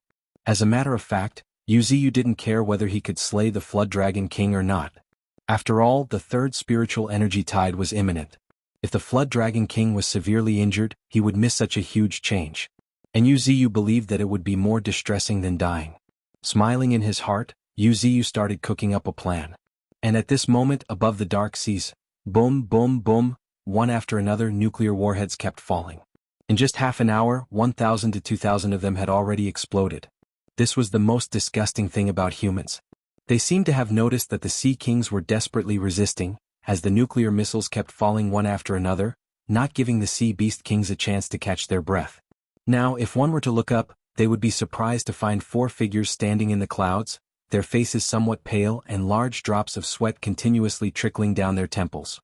Even for emperors of the world like them, resisting nuclear strikes like this was a daunting task. They had already used their secret techniques several times, damaging their foundations. However, compared to them, the comparatively weaker Sea Clan powerhouses had it even worse.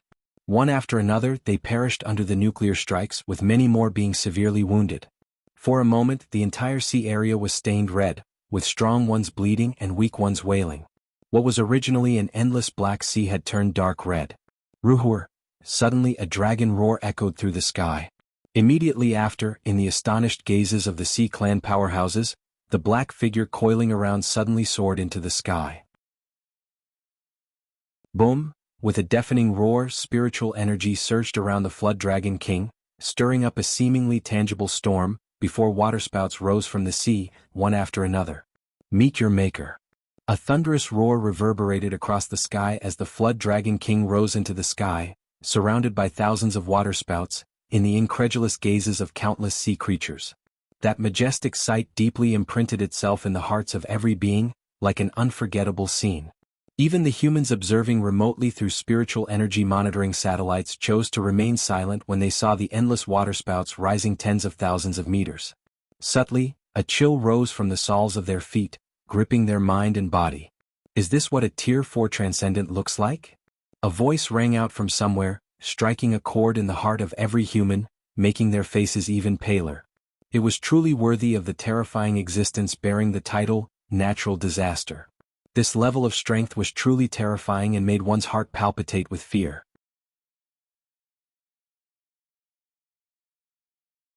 Chapter 605, A Million Shockwaves, boom boom boom, accompanied by thunderous roars, one waterspout after another soared into the sky, crashing straight into the nuclear warheads falling from the sky. Immediately after, an unexpected sight unfolded before countless sea creatures and the humans before the screen.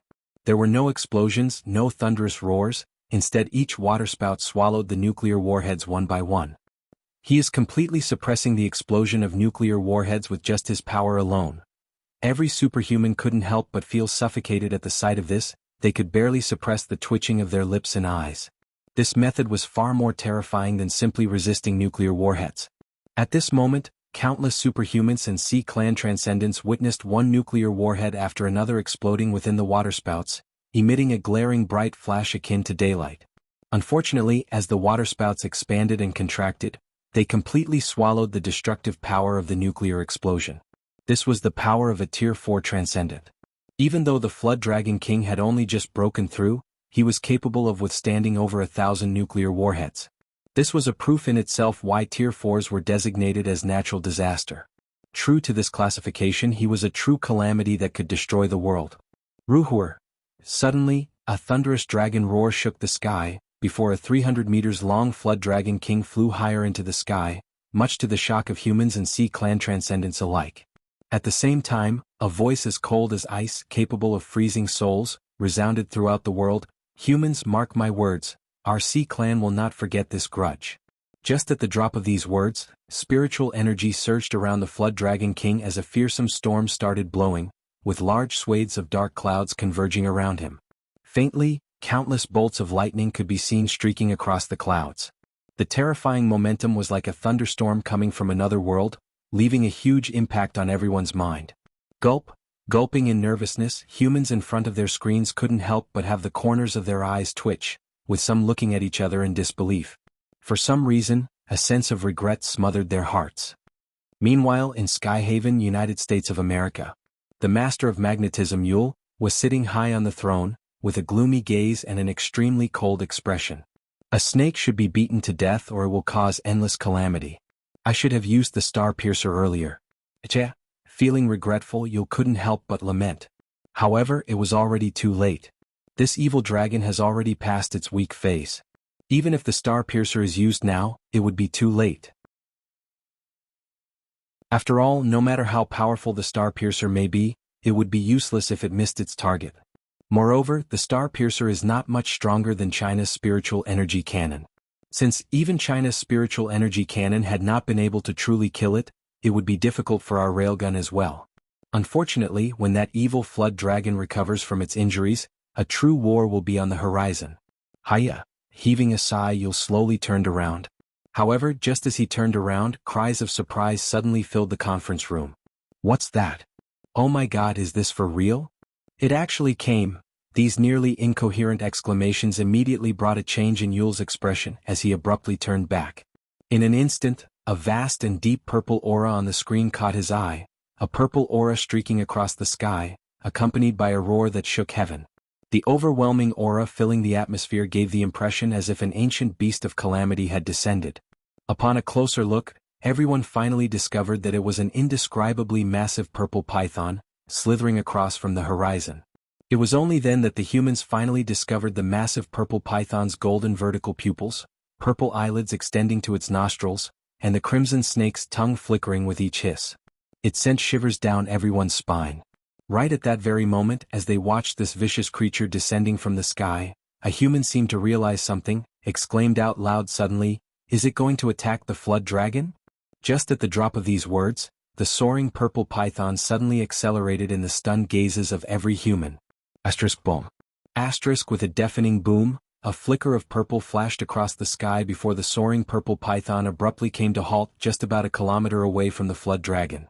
The next moment, it hissed towards the sky as a purple glow started gathering in its throat, intensifying every second.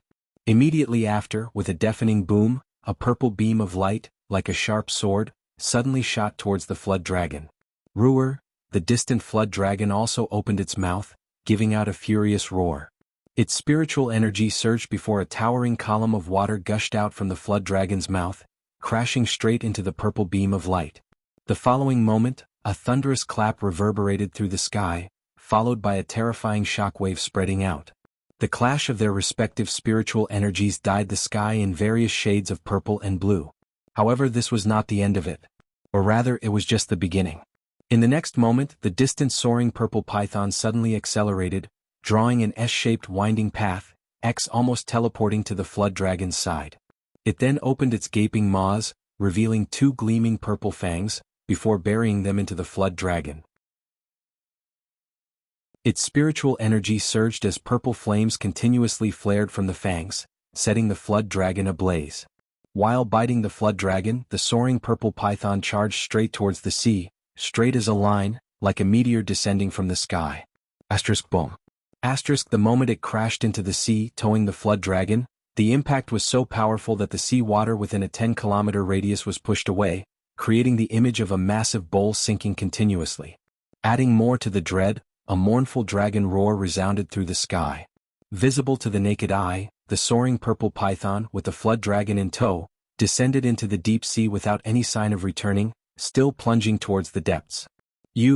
Before the voice filled with rage could finish its sentence, the entire sea surface trembled once again. Right at this moment, countless human and sea clan transcendents alike witnessed a surge of purple hue rising from the depths of the sea. It was spiritual energy. Every scale of the soaring purple python was shimmering with purple glow, releasing a massive amount of spiritual energy. The endless spiritual energy dyed the entire sea area purple. A million shock waves. A voice as if from the depths of one's heart echoed, deep within the sea, as the spiritual energy that dyed the sea purple converged completely, forming a towering column of purple light. Asterisk boom. Asterisk with a thunderous clap, a towering column of purple light shot out of the water surface, piercing through the sky. The column of purple light that shot towards the sea surface was merely recoil. An even thicker and more vast light column had struck the flood dragon, pushing it towards the deepest part of the sea. That you're tuning in to the Han Lee's Wuxia Adventures YouTube channel. We're so grateful for your support, and don't forget to subscribe to join us on this incredible journey through captivating stories. Your generosity through donations truly makes a world of difference, as it's the primary source of revenue that allows me to expand and enhance this channel for you. Thank you from the bottom of my heart for being a part of this adventure.